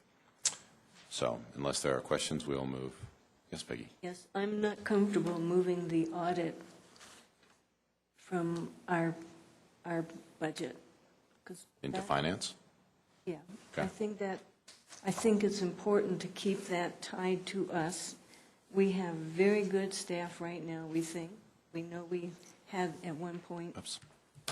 in too long ago where we had a problem. So I think it's cleaner to keep that with us. I also think that some consulting monies need to be in our budget because there are consultants that we bring in for some things. And if we're not thinking of any consultants, I guess it's a different issue, but I think we should have some consulting money that's ours. Doug, is there any, would there be any consternation with our auditing firm to move that budget? I mean, that's not something that starts to look fishy. She's brought different things up before. No, I think we just proposed it to be moved because it is more of a finance-related type of service. But no, I can understand where Councilmember Cole is coming from because the audit firm does contract with the city council. So from our standpoint, whichever way is best for council is fine with us. And then we also have $12,500 in for professional and consulting services for something that council may want to utilize services for throughout the year. Is that okay, Peggy? Okay, Bruce? Yeah, I just want to support the idea. It is in the charter that the council conducts the audit. I just like the idea that it's in council's budget to do it. It's just it may not be something that the auditors would care about, but I think trying to have council reflect what the charter does, or charters reflecting what the council does, I just like it being in the council budget. Okay. Any other comments? Okay, then, We'll make that change. yeah, we don't need to vote on that, right? Administrative, nope. Okay. We'll just throw it back. City Attorney? All right, policy question 2. Moving right 36 doesn't seem like a big number until you've spent an hour and a half on one. So actually, they'll start to move forward a little sooner here. Wait till we get to 10 minutes, we're going to really rip that one. There you go. He's wondering what he did to you. Don't have to do anything. So this question is, does council support increasing the existing city attorney contract by $52,000? And what that does is council's very keenly aware, I believe, is we now have a consulting outside city attorney in Ken Fellman, and he was contracted for 2013 at an average of what equated to 10 hours a week. That was a desire by the council when looking at the full-time that we have in Kristen and our deputy city attorney, and then the services that we felt like we needed in the consultant attorney. And while we believe that we can continue to stay, in my conversations with Ken, we can stay close to that 10 hours, there are times where we're starting to push that, and we felt like over the annualized period of the year that it would be good to at least create the flexibility when and if we need him for additional hours. So we're recommending $52,000. He does support this. Kristen as well supports that, and as it states in the policy statement, we would still try to keep it as close to that 10 hours as possible. We are tracking the hours. As I believe I told the council, we get a detailed bill from his firm on a monthly basis, and that is routed around by each person who authorized or spoke with him to validate those expenditures by department, and then Kristen obviously looks at it as well, just for the oversight of that. So, happy to answer any questions, but that's the end goal. So, increasing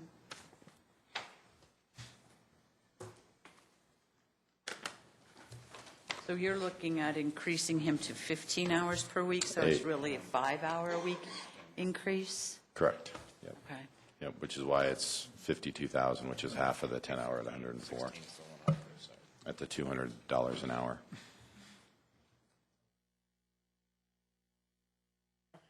Council Bruce?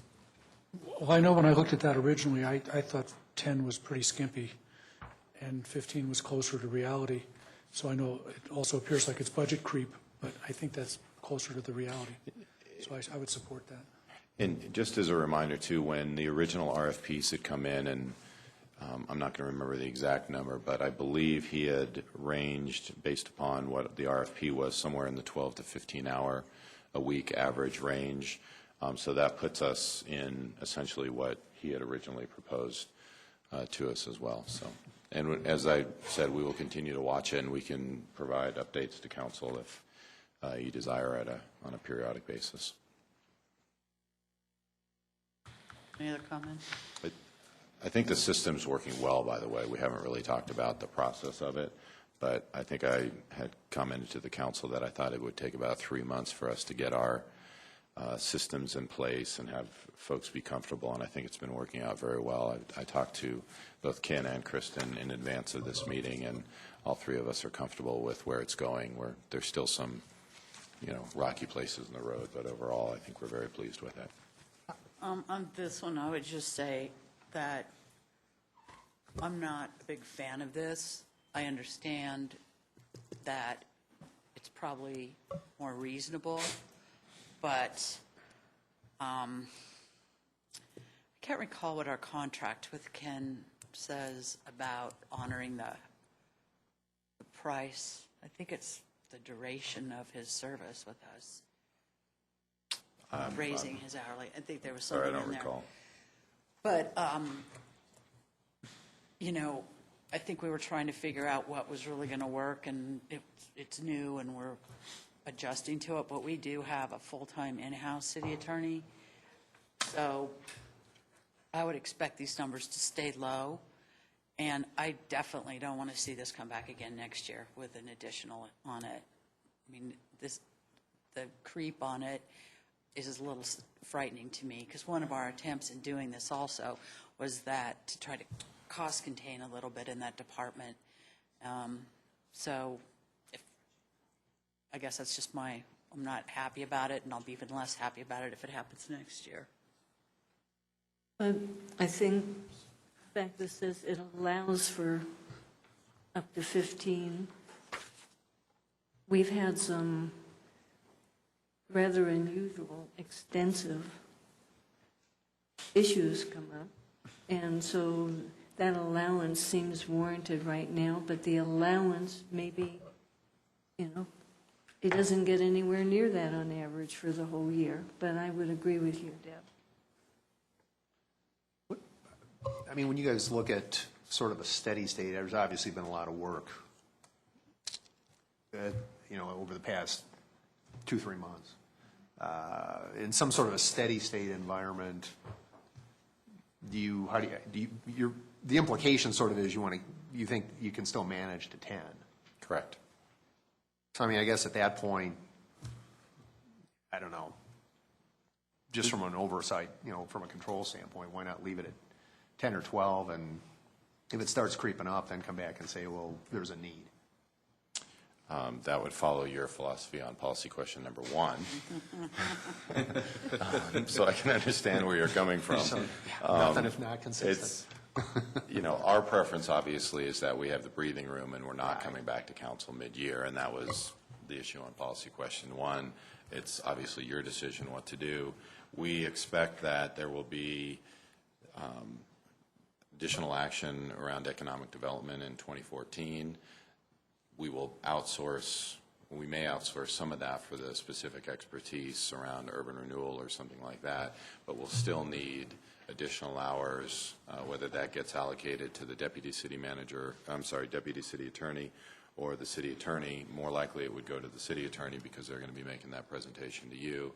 So you won't see as many hours as you would see if we were trying to do it all in-house, but you'll still see an increase.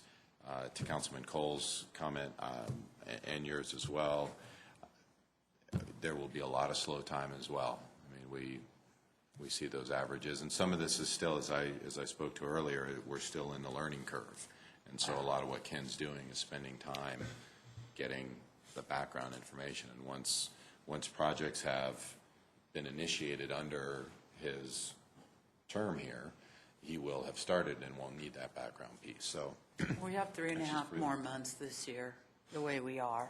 Mm-hmm. So it would give us I don't have a problem putting a little pad there, if we need it, it's in the budget, we don't have to go and find it. My only caution is just containment, just work on containment. Jim?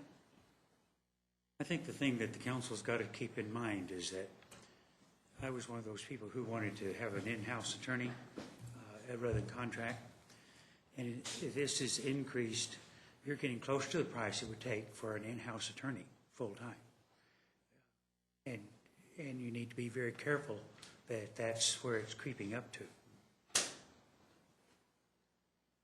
And I apologize, and Doug and I were just seeing if either one of us had the spreadsheet that showed that, because we do have the breakdown of where that break-even point is. My recollection is that you are still saving at 15 hours. I'd have to confirm that. But that is a very real issue. Saving very little. Yes, the savings becomes a lot less. And obviously you could, I mean, not to split the baby, but you could go to 12 and a half hours. I mean, this is a policy question for you guys. You have flexibility within the request that's there, or approve or deny. However you want to do it. Peggy? I was thinking, based on that, we could potentially put it at so many hours a month and see, it seems a little silly to have 12 and a half a week, and then you multiply or whatever. Well, but- I mean, what we propose at the end, because it's not in the contract on an average of 10 hours, it's a dollar amount divided out. And so we'd certainly want to maintain that flexibility, because if you shrink the duration of it, then, I mean, we don't want to be in a situation of having to say, he can't come help us. What we want to do is take the total dollar amount, and all we did was divvy it up, because obviously over the holidays, we're not meeting, there's not work occurring, so it ends up being a greater amount of hours. We're just saying, based on the council's earlier direction of 10 hours a week, if we build in a little bit of flex time for it, but the suggestion of 12 and a half hours, I would just divide the 52 in half, and there you have a little bit more flexibility, but you keep it, based on some of the conversation, you keep a little bit more cap on it than what staff had proposed. Okay. Well, let's see if council's willing to do the 52. Okay. 52,000 additional on the city attorney. Peggy, yes or no? Yeah, I would give that allowance, yes. Okay, Bruce? Yes. Bruce? I'd prefer to do 25, so I'll say no. Okay. No. No. I really think that 52 is fine. I think the council's got to look in the future is what that's going to cost you. That for 2014, if you go with that, make it $156,000, then you look in 2014 whether you want to continue this policy or not. You're a yes? Good, yes. I'm a no. Let's try it again at 12 and a half. Peggy? So that'd be 26. 26,000. Peggy? Okay. Bruce? Yes. Bruce? Yes. Jerry? No. Yes. Yes. Sorry, you were a yes? Yes. Okay. You got that, Wendy? Great. Okay, break time. Okay. 5 minutes. You got to get through 10 policy questions before you get a break. I need a break. Sit here and wait for me. That's why I wanted to make those comments about making sure we understood it. On the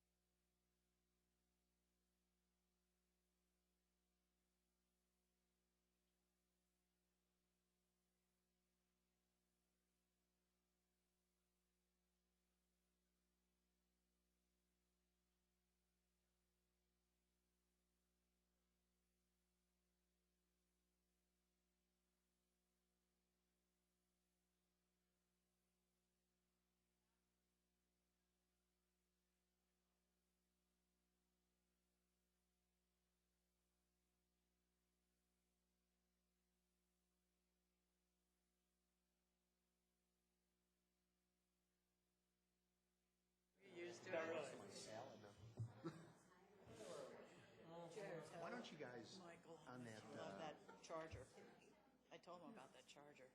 The chargers we have, those little round. Oh, yeah, yeah, those little ones, they come in handy. Oh, don't worry about it. We're good. And we can, approve it. I know, we will. Okay. Don't worry. Well, it's all good. Let's roll. Here All we right. go. Here we go. Thank you, Mayor. Here we go. All right, starting back up on page C, the city manager, we don't have any policy questions under that. I just want to point out that we have reduced between city attorney's office and the city manager's office. We've eliminated one FTE at a cost savings of approximately $60,000, and you'll see we're requesting a repurpose of that FTE with a few more dollars, which will come in just a second. And then GOII was moved, had been under economic development. We moved it on paper, in essence, earlier this year, actually, but formally moving it within the budget. I guess we moved it structurally this year. Kay Wilmshire has reported to me basically since Chris Gibbons resigned, and then we're moving it financially within the budget. Yes, Jim? I think that's a good move. One other thing I want to ask about Kay is that I think we need to have somebody in the city who's going to be looking at senior issues, and Kay would be the ideal person to do that, I think so. And we're a step and a half ahead of you.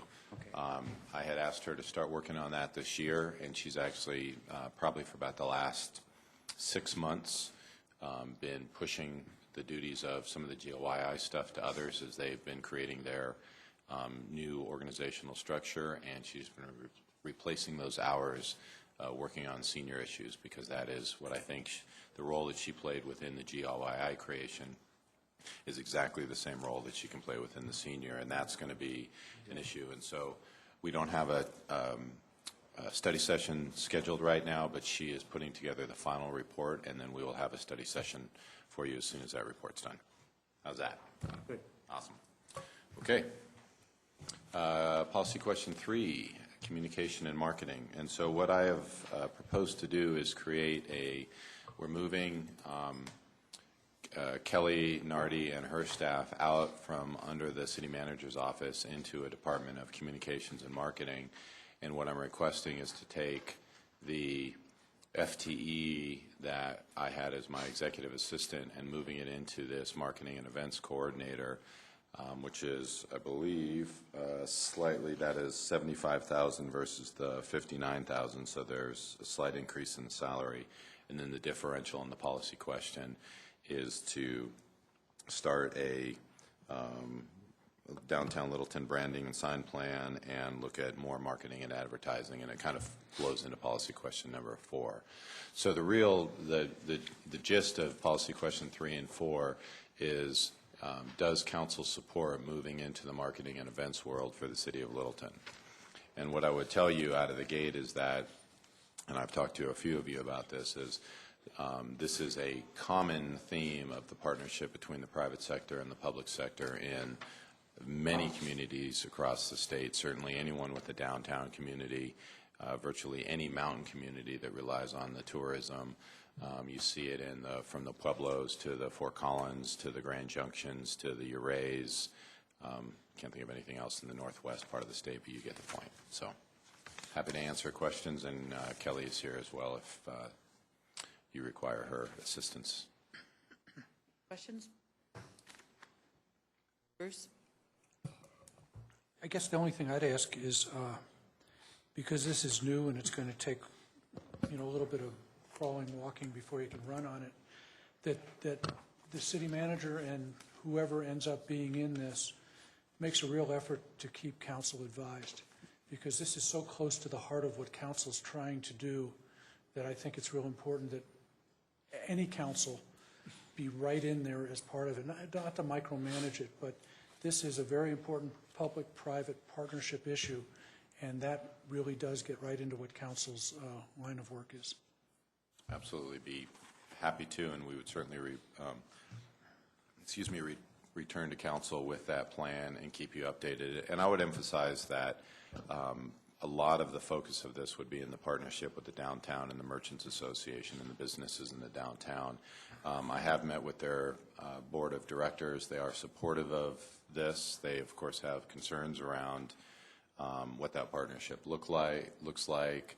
This is not a government takeover of the downtown, those types of things. And I've assured them that this is actually a partnership. I spoke to them. It was a several-hour conversation, but at the end of that, the question was, do you support this partnership proposal? And the answer was yes. So Jerry? You said a slight increase, but it's a 27% increase? Why? Well, I don't know the percentage, but the FTE, the savings we had from the elimination of the executive assistant was $60,000. This position proposed in its salary range would be $75,400. It's just, I just wanted to point out, you can separate them completely and say I eliminated an FTE. I'm just saying that in net, the difference is smaller because we're not reducing. It's not the same person, so to It is say. not the It's same just- person, it's not the you're same just job talking description. dollar-wise only. Yeah, one of my goals, and I think it's, I believe, one of the council goals, is to minimize the FTE, the full-time equivalence creep of adding people within this organization. And so the only reason that I even bring in the reduction of the administrative assistant is, in my head at least, there's no increase in FTEs. There's a slight increase in the salary costs, but I'm taking that FTE that used to sit at the front office, and we're now moving it into a marketing So communications. is that FTE a new position then? It is. It is a new position. So Correct. so when you say the slight increase, what are you talking about, the slight increase? I probably shouldn't have gone down this road, Jerry, I apologize. So on page C, under the budget highlights for the city manager, we have $60,000 reduced. So we reduced in this year, we eliminated that FTE this year, so we reduced the salary by $60,000. If council supports this FTE, the FTE for this position of a marketing and events coordinator, based upon what HR has looked at for the job description, would be $75,400. I guess that word slight increase, to me, it's not slight, but Okay. I have no problem with that In the- position. Yep. Just, So let me rephrase it and say I'm asking for an FTE at $75,400. right, and the cost is offset by this. And there's some cost offset. Thank you. Bill? Conceptually, I understand this. What I'd like to ask for is, what are the measures for success? We can get those and develop them. I mean, ultimately, it's an increase in business success. It's more tourists and visitors coming to the city of Littleton. We will have an ongoing debate, I have no doubt, in how much money we should spend on tracking those metrics, because a lot of these are not. For example, we collect sales tax on a monthly basis, and so finding out what happens on an event that's on a Saturday or a Sunday in mid-month is mainly anecdotal. But we expect. Awareness comes before utilization. Yep. But we also would expect that we would do some intercept surveys, find out where people are coming from, what they're doing, how much money they're spending, those types of things that gives us a level of comfort that we are being successful without spending more on the auditing than we are on the event itself. So it's a relatively fine line. But as I said earlier, we are not inventing the wheel. So the great thing here is we can go to a lot of our municipal partners out here in Colorado and talk to them about what events have been successful, how they track those measurements, what's worked for them around marketing, what hasn't worked for them, and then take what we believe is valuable for Littleton and would resonate here and move forward. And again, in partnership with the downtown and other members of the community. Yeah, I understand the partnership with the downtown merchants and that side of it. Not all our businesses and not all the folks are on Main Street. Not seeing a second option, I'd like to see some other examples that might be broader for the city. Okay. Anyone else? Yeah, so Phil, with what you just said, I think maybe, for example, we would have some events, promos or whatever in the northeast neighborhood or other shopping commercial areas. Could be our equivalent of Open Doors, Open Doors Denver. We have Open Doors Littleton with a scavenger hunt So- across the city. Yeah, as an so example. not just downtown. I think this is what I had suggested to you at CML when I attended a session where I saw communities that were doing this, and it looked really super. Some exciting things. But I really like trying to reach out to more than just downtown. We already have the Historic Preservation Fund that we're doing. We're doing, various things, but other parts of the city have needs too, and I think that would be exciting. I tend to think it might be nice to try this on a contractual level first rather than a city employee, but if you think, did you consider that as a possibility? Yeah, ultimately, I think if we want to jump in, and I think it was Eric that talked about jumping in with both feet, my experience has been successful, and that's the context I bring forward. And so for me, that's an interim and to an extent, somewhat of an unnecessary middle ground. We can still eliminate the FTE if we want to get out of the business. I prefer that we have somebody who is beholden to us and to the council and to me and the community, and is not under a contract basis, but somebody who's going to jump in and be vested with us and build those relationships, whether it's in the downtown or other parts of the city. And I just don't think you get that with a contract employee. It's kind of that half-move approach. They've got, and I'm not really dissing consultants overall, but there's a different end goal that may be in mind, because some of the events, as we think about what event, just in the event world, you might have an increase in activity events which are really designed for the citizens and community of Littleton. You might have more of those larger events that is purely about drawing people into the community to spend money and enjoy the amenities we have. And that varying goal, I think, lends itself more to having somebody in-house. And what's your target for getting someone? If council says yes to this, we would probably post, obviously, this is 2014 monies, but we would want to get moving. We lose I think Eric said somewhere in the, early November, you basically lose because people are focused on the holidays, and so we either post beforehand and then try to do interviews in early January, or I don't have all the details, but it's either sooner or post-January. And would be, at this point next year, be looking at, is this working and therefore continuing this, or Yep. scaling back, or Yep. increasing? Or increasing it, because we're going to be incredibly successful, and the community are going to enjoy the events, and the businesses are going to appreciate it. Any other questions? Come on. I was on a roll. Yes. So, Barry. I'm sorry. No, go ahead. Okay, so this is a new position then? Yes, sir. So it's two new positions? No. So just the full-time at $75K thereabouts? Correct. Okay, that's the one new position. So if we could, I'd like to add to this, is the gateway at Littleton, on Littleton Boulevard from Broadway. I would really like them to really focus and consider what they can do in that area. Okay. I'm not say all gateways, but you're going to have all gateways. Any other If you have all questions? gateways, I'm being specific though. Yep. Any We other hear you. questions? I would, my only comment on this is that I think that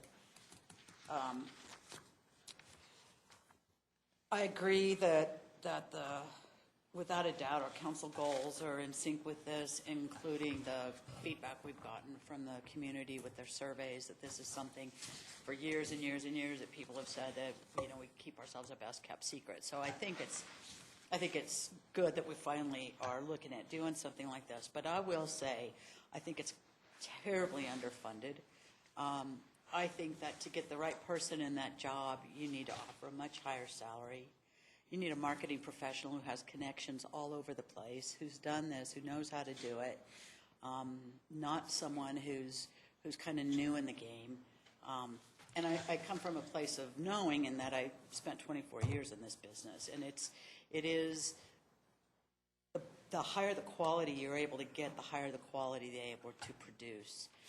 And I would also say that this is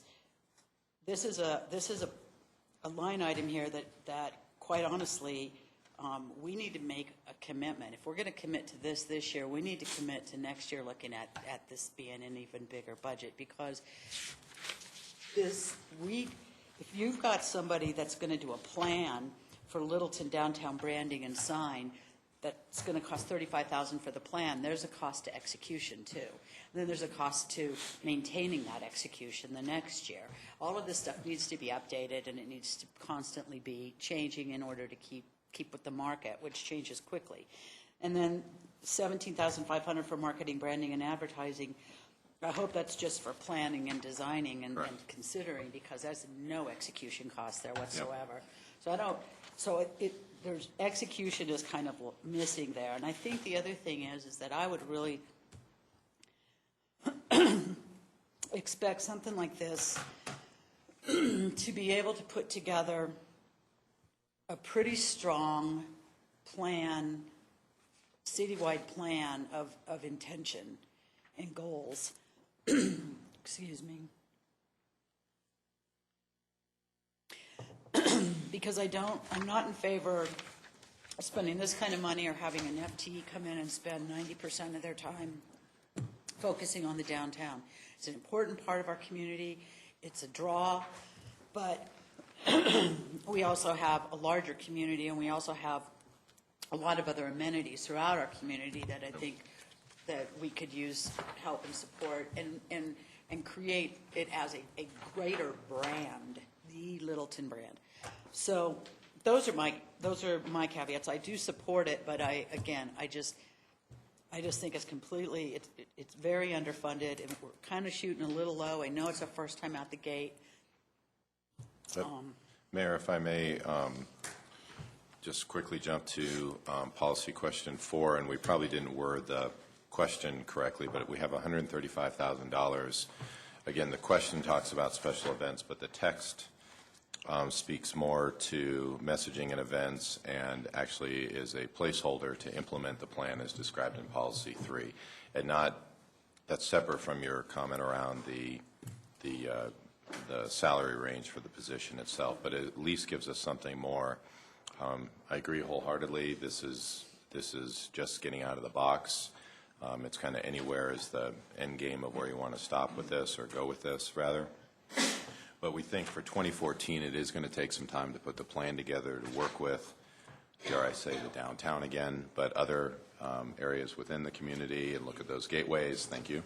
And so I think realistically there's only so much we're actually going to get ready to implement next year, because it's going to take some time for the comprehensive development of the plan as you've identified. So if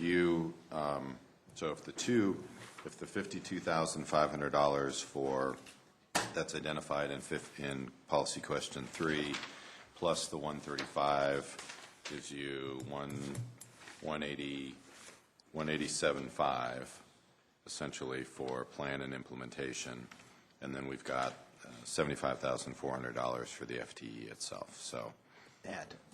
what's that? Yeah, 70 net of the 60, but yes. Yeah, net of the 60, but just from an appropriation standpoint, yes. Right. And I number 4, and I mean, I think 135 that's a fair budget there, but it doesn't describe to me on 4 as large and inclusive as that could be. It's okay. Very sort of narrow. I mean, you do have some quality, increase the quality and quantity of messaging and events that strike the city image. I mean, I think that that could probably be more of the focus as opposed to the special events. I don't want us to get lost in doing a bunch of events downtown and forget that where is our market? I think that's key here. What's the market? Is the market outside or inside? And it's on some occasions it's both. On some occasions it may be exclusively of the others. I think you mentioned that earlier. But if you want to make those dollars go farther, that's part of what has to really be for planning. And if council supports the mayor's comment there, we can certainly broaden 4 in particular to match the goals of 3. Mm-hmm. I think so. Bruce? Regarding question 4, in the past, police department, fire department, and public works have gotten barricades, gotten paramedics on bikes, police officers working for these events that are ongoing anyway.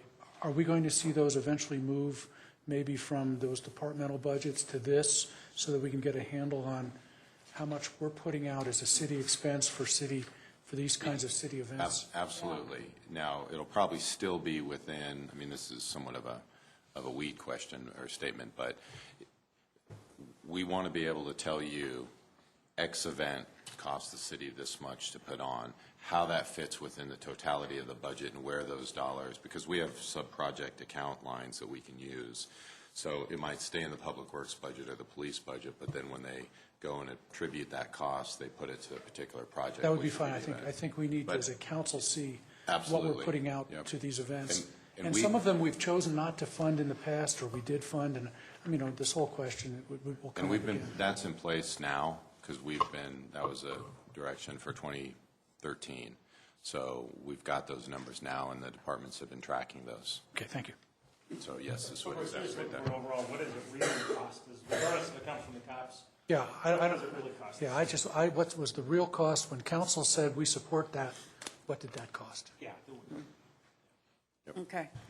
Peggy? So do you have an idea how much folks are getting around the state who are doing such good jobs at this? I do not off the top of my head. I'm looking at Eric to.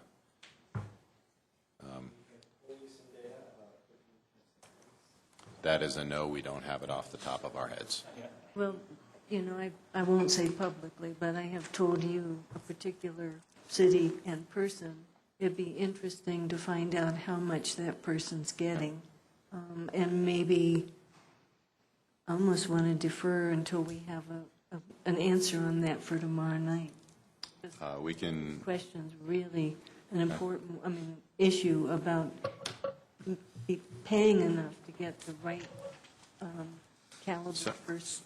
So if council is comfortable, if I can merge 3 and 4 together, if council is comfortable with the policy question of increasing our marketing, communications, and events expenditures and starting to more actively getting into this business, then we'll do our best in the next 22 hours to get a modified salary range for what this position might be. And the only amendment then to these merged policy questions would be the salary range for the position.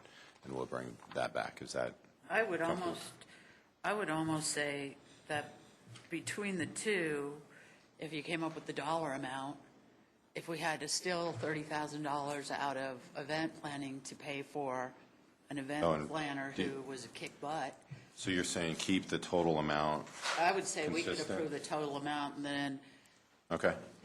recognizing you need some flexibility to, I think you're looking anywhere between 85 and 105,000 a year. But There you go. if you do a little research tomorrow, you might also get an idea of what it's taken in at least some other city that's somewhat near our size, that's doing a really good job on this. So I prefer to wait in case we want to increase it a bit. Increase the whole budget? Increase that whole budget? Yeah, for him Okay.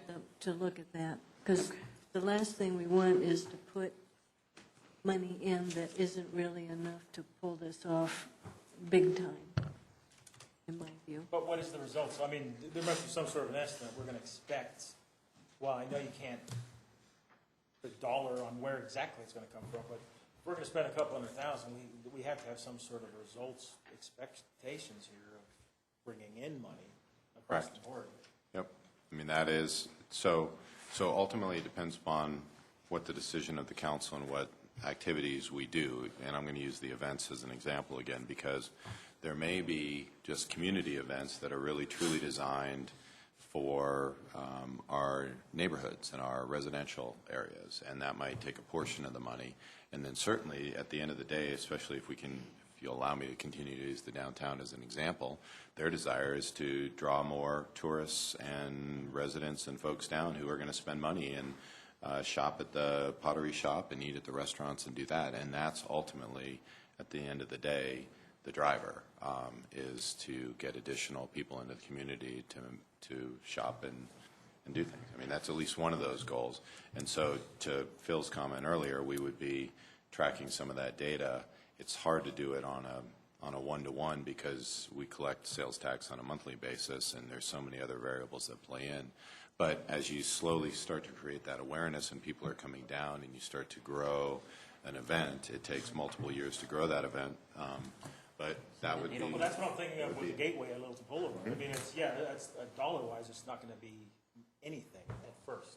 Yep. But it will start developing a base, so that's, I guess, some sort of a written plan like that. Yep, no, that's what this person, I think that's what the mayor's saying is we need the quality of the person to be able to come in who will do a quality plan that will have results and isn't just regurgitating what some other community is doing that may or may not match what our needs are. I look at, as an example, and without being a horse, but I look at what the Humane Society did when they hired the marketing event planner, and she was pretty junior and pretty rookie, and she did what she was told, but that was it. So if you hire someone who is a couple notches above that, your $20,000 benefit turns into a $100,000 benefit, and you paid an extra $30,000 for them. So, Bill. I guess I might go a little bit different direction than Deb on this, rather than lumping a total amount. Maybe you could refine number 3 and with regard the compensation level, but I'd like to hold 4 out as a placeholder, subject to seeing a plan. It's kind of the part of trust but verify.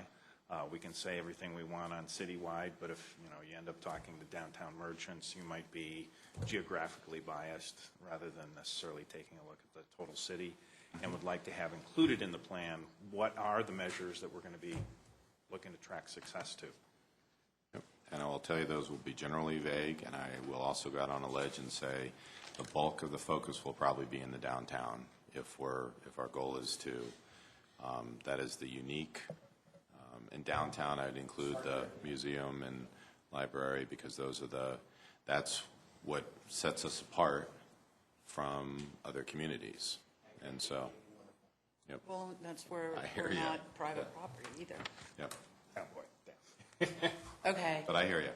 And I think that's what Peggy had suggested was not to do the grand total number, and the mayor had agreed, but to come back tomorrow with a modified salary number.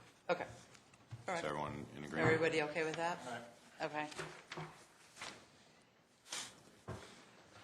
So we're good, I'm sorry, so we're good on 4? Everyone's in agreement on 4? And it does say it's a placeholder? Yeah. So we're coming back on question 3. Okay. So we're saying yes to 4 and coming back on 3. Yes. 4 is a placeholder. I think we all agree. Does everybody agree as a placeholder? We'll see a plan. All right. Yep.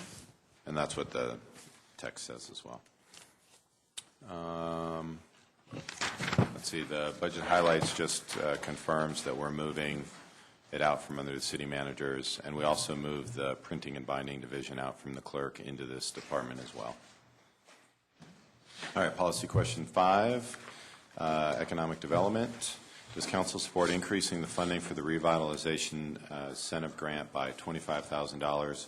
So in 2013, council approved $50,000 that was going to be used for grants for improvements of facade, signage, landscaping, that type of thing.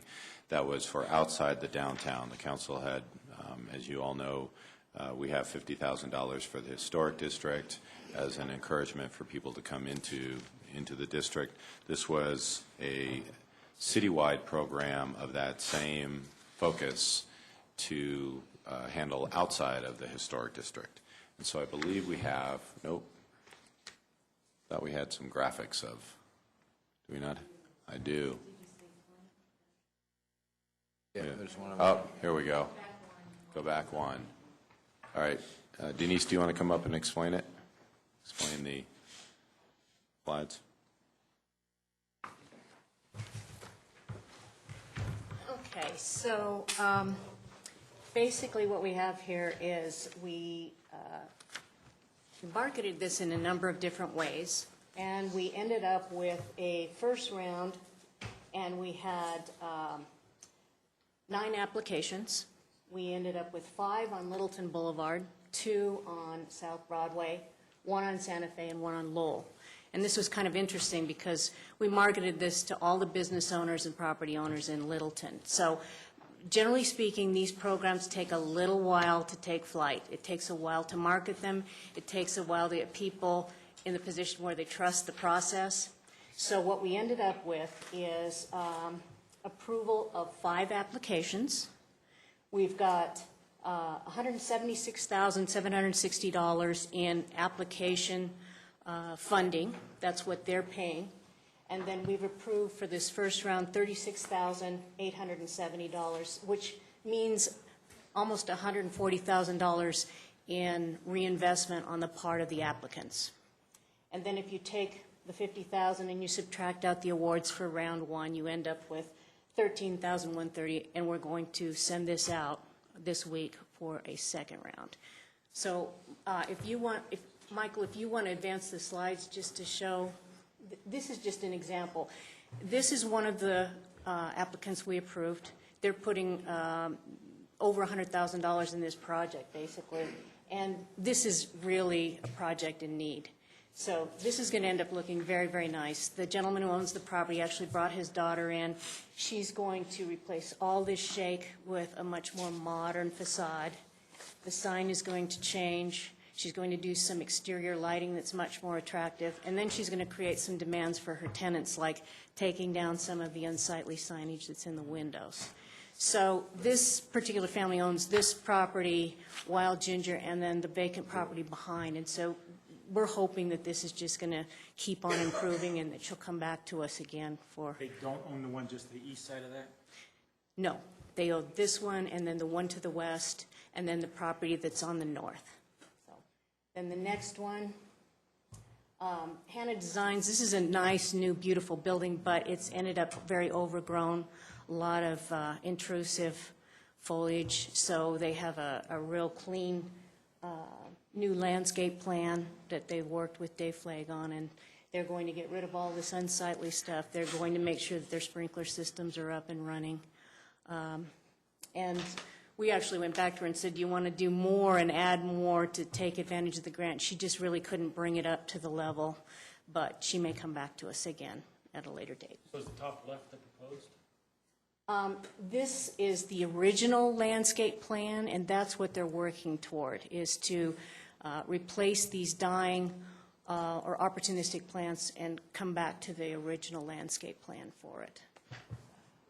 This is great because she was at our breakfast when we had the Littleton Yes. Boulevard people, and we introduced, you talked about this program, so Yes. it's nice to see this.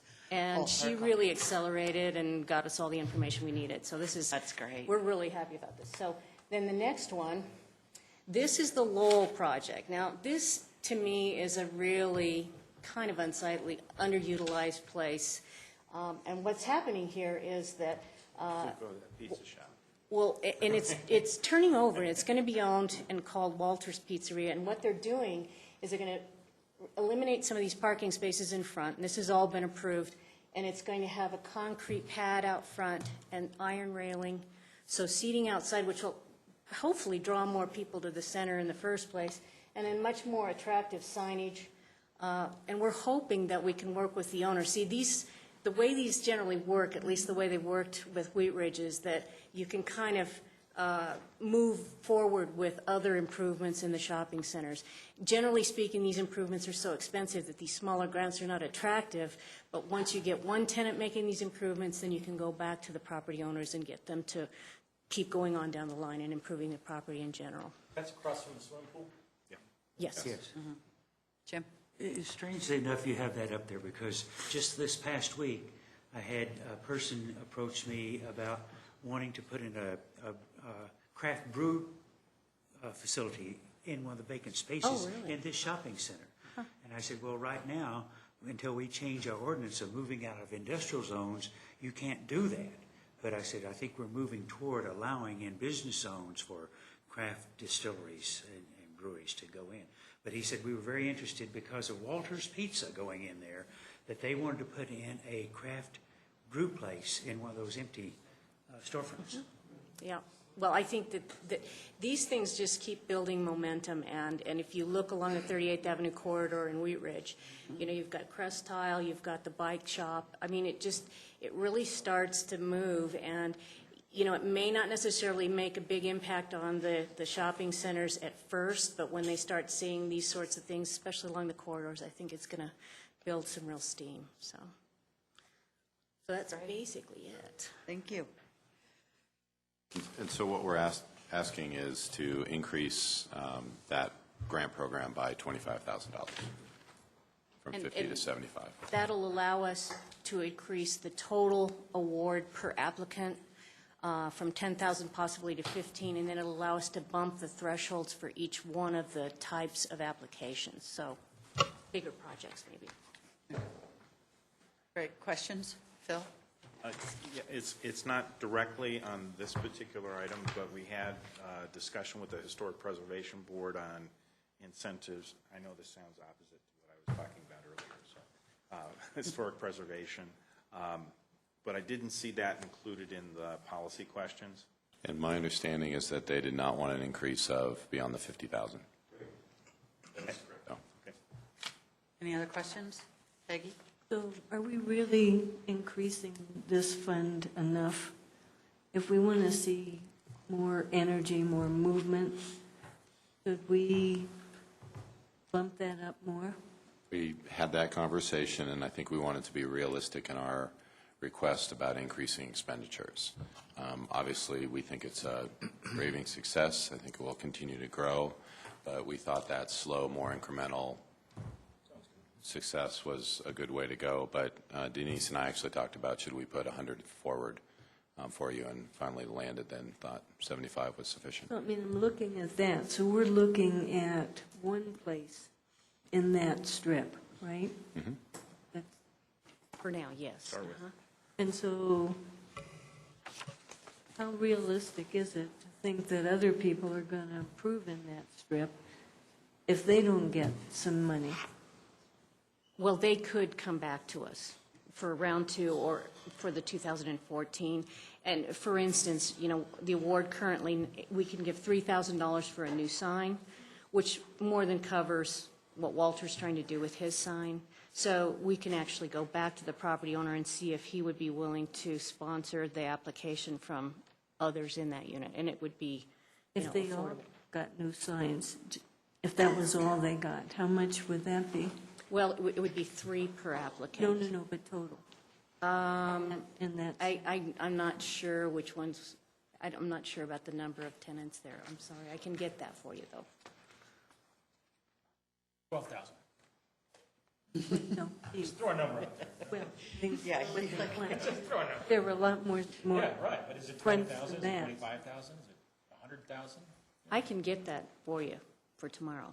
I'll find out. And you want to use that as an example, that particular strip as an example? Yeah. Okay. Be good. I mean, the purpose of this, though, is to provide an incentive. It's not to pay for it. I mean, Correct. you really want the businesses to have the majority of the skin in the game.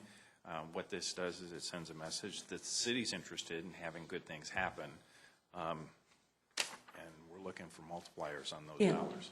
No, but I understand that. I wasn't saying to give necessarily more to a given place, but I think probably there were at least 12 places, at least, I think more than that in that strip.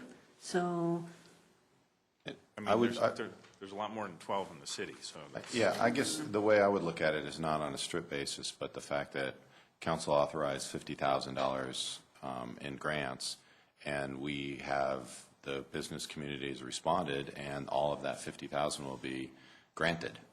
And so what we're saying is let's move that up to 75, because on a citywide basis, we anticipate, since it was new, getting out there and getting the messaging, we would expect that we're going to come back and see all 75 Well, granted.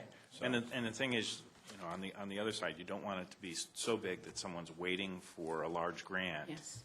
and deferring action rather than making a good business decision. Okay, any other questions? We okay? Are we, is there any opposition to moving forward with the 75,000? Or question 5? I'd rather spend this than on the city attorney. Point noted. Okay. We're all good on that one, Wendy. Thanks, Denise. Thanks, Denise. And we don't do this all that often, so I thought I would point out that we're getting rid of the gateway. I just want to see if you're paying attention. Having a sidebar with. Yes, I know he's having a sidebar. Lack of tie. I just want to point out that staff did a really nice job of looking at our databases and what we're spending money on, and it ultimately proposed to reduce some of those expenditures. And so this is one of those internal things you don't really see. It's in the budget, but we just wanted to call it out so you could see it. Thanks for listening. All right. Thanks for sharing. You're welcome. That money's going to go toward the gateway in the south side of town. Southwest. Southwest. I'm sorry. Pulling us back, a couple budget highlights for finance. There is no policy questions. We're continuing to move toward collecting credit cards for all areas within the city, anywhere that you can pay, just like you would expect in the private sector. So we're getting there. I think our goal is to complete that in 2014. And let's see, I think that's, and we'll obviously move the audit money back. I have a question on that, and it may come up later on library, but it talked about using credit cards at the library. Mm-hmm. Is that for overdue books? Yeah. So what kind of bills are people ringing up that they need to use a credit card to get bonded out with their Same people. overdue books? Credit card at Starbucks. Same people who don't return their DVDs. Well, I know, and there's a charge to using a credit card. So is it, if somebody's got a $2 fine and we let them use a credit card and it costs us $3 We to have a put little it? paper thing that says, please use cash if it's under $5 for this transaction. But I think they're also, they're there, though, to say, hey, could we, would you like to contribute to the, whatever, Friends of the Library for $10? There you go. Roundup. But they can, Want to give us the real answer, Tim? they can, Actually, I'm kind of enjoy listening to all the guesses, but, well, actually, the mayor makes it, I'm sorry, Peggy. sorry, so they can pay by cash or check or the credit card. They don't have to. Right. I'm just saying, do they need to pay by a credit card? Well, this would simply provide the credit, that would provide the convenience of being able to make that option. In most cases, people don't have a large enough bill that they're probably going to want to put it on a credit card, and we probably would have to have some kind of a minimum number. I haven't talked to Doug specifically about what we want to do with that, but you're right. I mean, if there's a charge for using a credit card of 3%, you're not going to do that probably on $2 or $3. Although some people would do that, I'm sure, if the opportunity presented itself. But we do also have, as Wendy just reminded me, a number of patrons who have substantial amounts of overdues, into the triple figure, into the $100, $150, $200.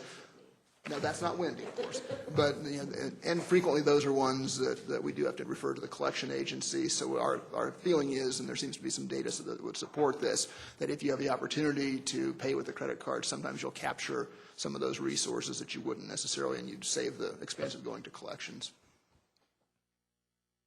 You'd be surprised the number of people that are over $50 in arrears. And so they've got good credit and they have a credit card? Apparently. All right. An expectation that you can pay with anything, for anything with a credit card. How much is it going to cost to put the credit cards in the library? 3 years of late fees. Ken says he doesn't have a full number on that yet. I think we put $10,000 in as a placeholder for that department because that's what they had put in for each of the other departments that had gone through the process. Okay. And we do expect it to be less than that, but. Okay. Will Thanks, that Tim. come up in library, or is that going to, we're dealing with that now? We're not dealing with it. So you can bring it up at the library. No. Okay. Yep. Okay. Oops, we- and we just want to I'm sorry. verify that one item has changed in terms The of. audit, yep, I mentioned that. Yep. So policy question 6, which has some sub-areas in it. Does council support funding $168,000 for IS projects? We have 4 projects there, A, B, C, and D. The first is $25,000 for a GIS interface. Do you want to take these one at a time, Mayor? Do you have questions individually on these, Council? I guess I could, yeah. Oh, Bruce does. Okay, one at a time. Ken, you want to make your way to the hot seat? And Bruce, what's your question on? Well,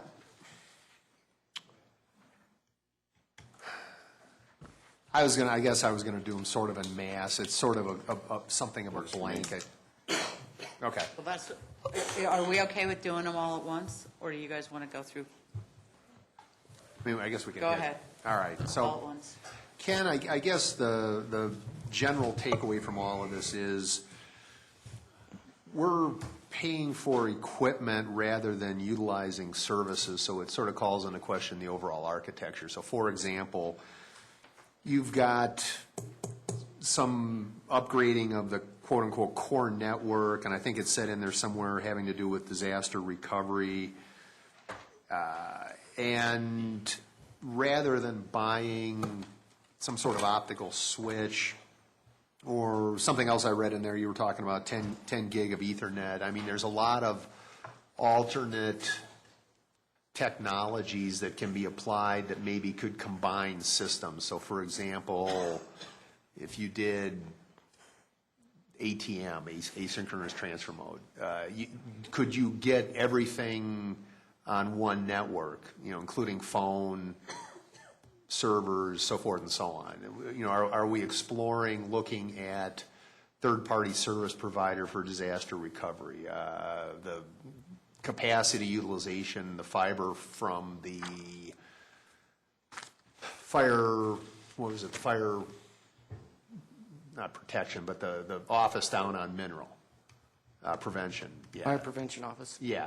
So, I mean, do we really need, I know what they do from a mapping standpoint down there. I know they need some level of throughput capacity, but does it really require fiber? Alternately, could you do a T1 or a T10 or some such thing? Well, first of all, we already have fiber in place that the city owns. To the fire, where?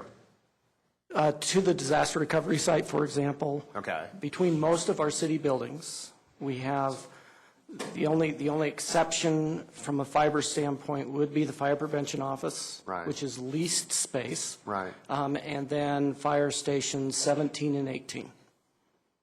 So, I mean, so part of it is, do you need fiber or do you need wireless? I mean, could you go wireless on some of that? So ultimately, a lot of the question comes down to... We looked at that. Huh? We already looked at 3 potential solutions for the FPO in 17 and 18. Okay. We did look at wireless. We did look at CenturyLink services, and we also looked at Comcast services. Okay. And what you see in the book, and it's further along, it's in the fire section, what you see in there is the Comcast solution. That was the least expensive of the 3 solutions. Which is what, the 50? Fiber. That's the 55,000? 25. No, it's in the fire section. Oh, okay. Okay. You're talking about the connectivity project. It's actually in the fire department section. Well, then I mean, the stuff that's in your section here, I mean, talk a little bit, I guess, if you would, about, is there a way to do what you're trying to do here by utilizing third-party vendors or lease versus buy? It just strikes me that for our operations, the purchase decision on this equipment precipitates more purchases down the road by virtue of the fact that the technology changes and there's always this ongoing need to upgrade. And I know that's what Councilmember Beckman talked about last year with this $306,000, which I think is a good idea. Just put it out there and then do what you need to do versus getting in the weeds. But a lot of these things, this core network piece and then the upgrading of the existing telephone system, to me, almost, I know the cost of money's in there, but you almost ought to be leasing the equipment so that as it comes up off lease, you can get updated equipment as the old stuff wears out, as opposed to actually buy it and then be on the hook for the CapEx, 5 years later kind of thing. Okay, I understand. And let me take each one of these one at a time and talk about what I think your question is. The very first one, the letter A, is the GIS interface. This is the second part of a two-part project. The first part of this project was to procure and install a GIS server. And we're doing that now. So that was in the 2013 budget.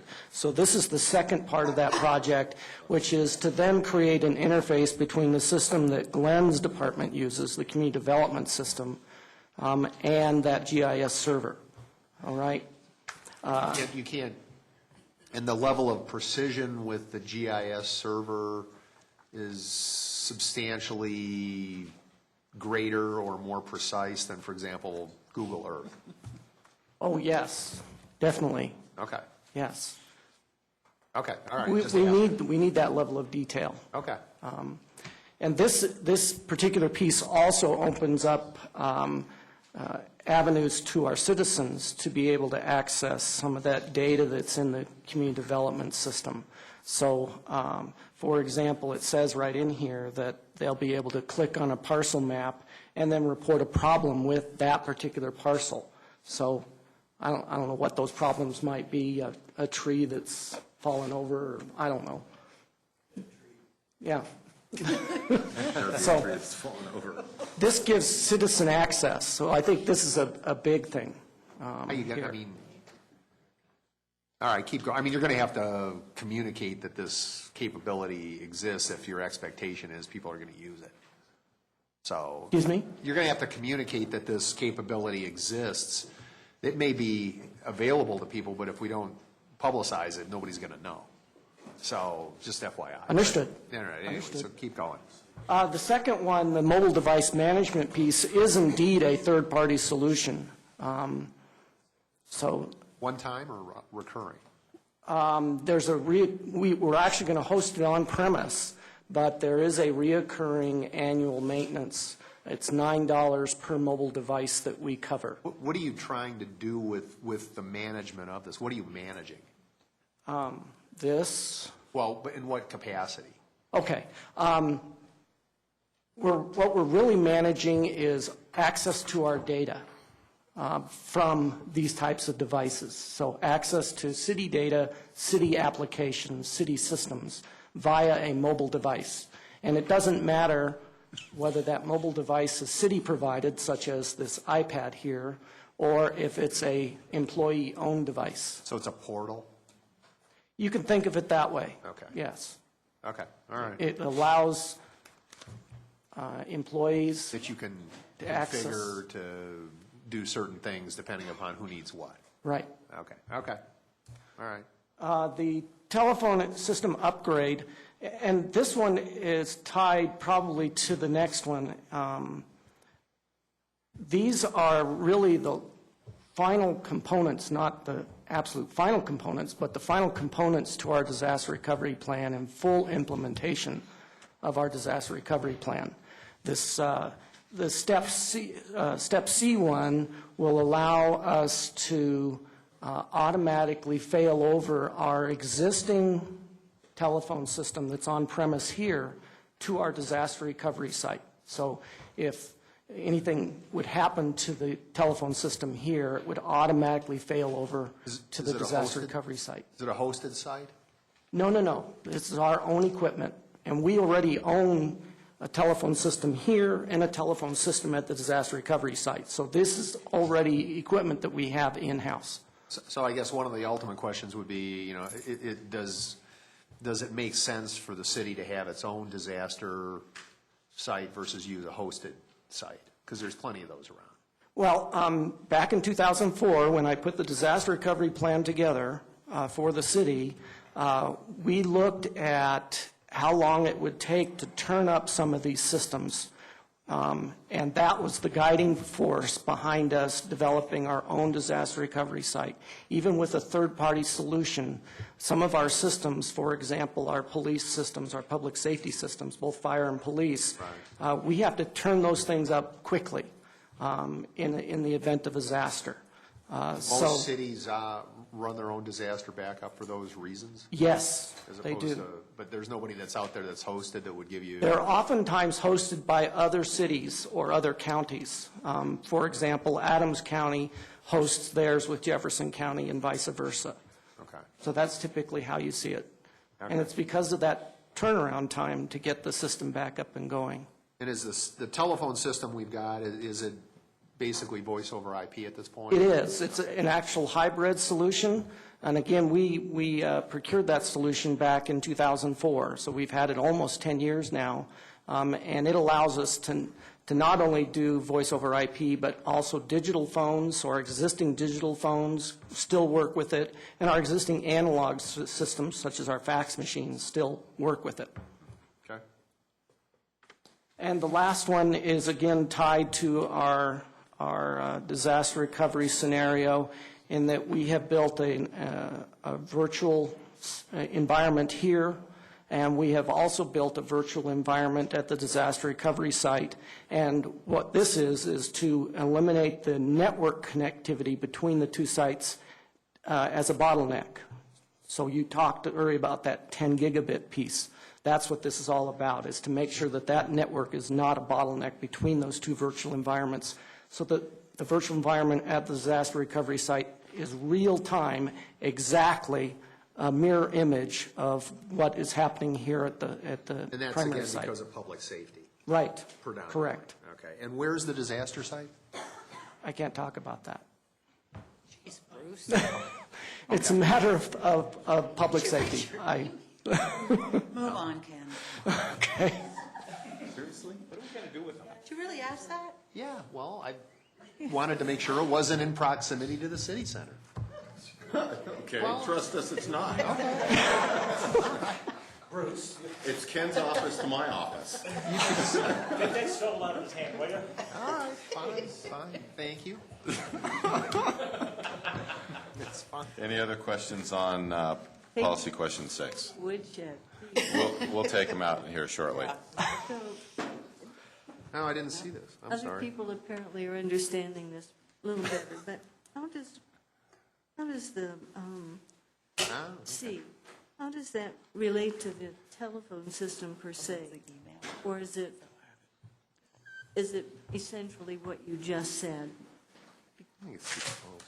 I didn't say that very well, but a telephone It's natural. as opposed to what you just said, because it says, I didn't mean, see what the we're memo. looking at is backup, upgrade to the existing telephone system.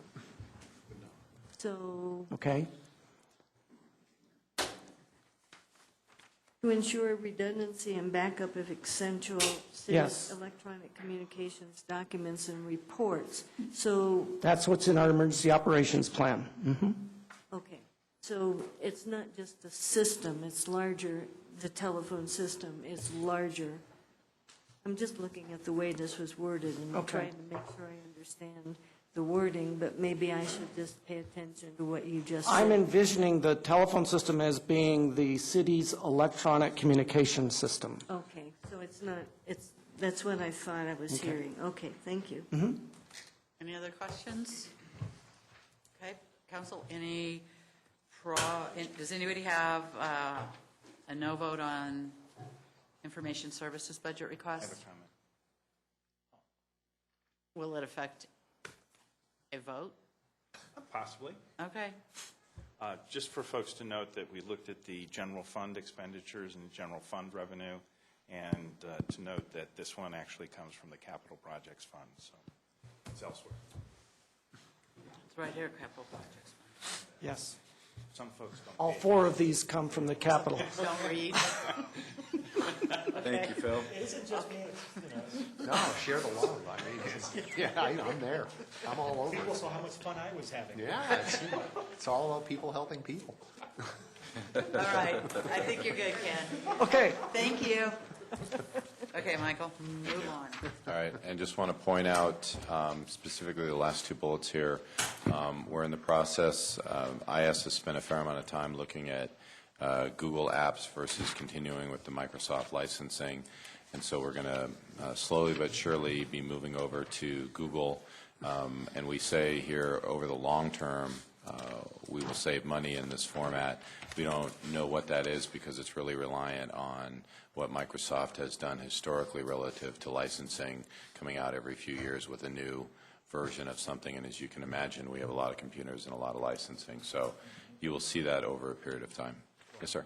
Just a comment, the state of Colorado has gone to Google. Correct, yep. We're definitely seeing it utilized. A lot of counties have done it. I think some cities are moving to it as well. So, and Mayor, there's your 20,000, 10 for the library and 10 for the fire plan reviews, and that's just been a placeholder that we've used over the last couple of years, I believe, for those. Not that it costs that much. But I'm not going to get all twisted up over what you guys are saying is $10,000 for credit collecting card 3 service cents. at the library. I mean, I could say, how long is it going to take to pay that off by not going to collection agency? If it's a convenience thing, Yes. that's ends up, Yeah, not sure there's an ROI. silly to me. Perhaps we could have an art sale there or something. Okay. There you go. Well, All right. I mean, a lot of organizations have gone to using like even iPads for credit card acceptance. The part to pay attention to, Ken, is what's happening in Centennial, where they own the pipe, and they're trying to see if they can Smoke it. Sell it. lease out elements of utilization. I'm aware on of that. so- They've got Genie's valid apparently a lot of Fiber optics. Yeah, they own a lot of fiber optics, and there's a state law that impedes them from doing a public-private partnership without going to The voters. to the They're voters. going. Yep. All right, policy Okay. question. Sorry. Policy question 7. Does council support increasing what is currently a part-time municipal clerk position by making it a full-time, which means an addition of a .62 full-time equivalent for a cost of $40,860 out of the general fund? Yes. I will say it's nice to actually see, and coming in particularly out of the courts over the last few years, what we've been challenged with, to see a request to increase customer service. So Yep. this one's kind of an easy one. Council, any problems with this one? Okay. Okay. Just point out, council knows about this because you appointed the Charter Review Committee, but we are anticipating that there could be some costs should council support any of the recommendations that come from that committee go into the voters in 2014. There's some additional costs up there for the retention, electronic retention, and Wendy and Rachel have done a good job, and I'm sure we'll continue with Kelly, of decreasing our costs for printing and binding. And let's see, human resources, we're continuing to move our documents into Laserfish, which is really Wendy's forte in terms of being able to find documents later on. And then we are starting a goal to move into doing our performance evaluations electronically and reduce a substantial amount of paper. I think just the base document is 13 pages or something like that. So it'll make a significant shift in our workload, HRs. which is definitely a good thing, but the but- term laser fiche, is that the same as scanning documents? Or is it a different? That's our document management software. It is scanning. So you're scanning, you're We do creating scan electronic the documents into a Laserfiche so that we are able to retrieve them and get rid of the paper. And it's also searchable, which makes it much easier since That's fine. most HR No, that's has good. to keep theirs for 50 years. Right. And I've made our two law enforcement representatives sit here for the last 3 hours and 5 minutes, just so that I could tell you with them in the room that we moved the juvenile assessment center from general operations to law enforcement. It's always confused most of us why it was in general operations. So That is all for this evening, ladies and gentlemen. I thought we'd hold over our questions on police to the last item tomorrow. Remember, they carry guns, and we've paid more for their ammunition. No, they're behind me yet. Yes. All right. We will see you back here at 6 o'clock tomorrow.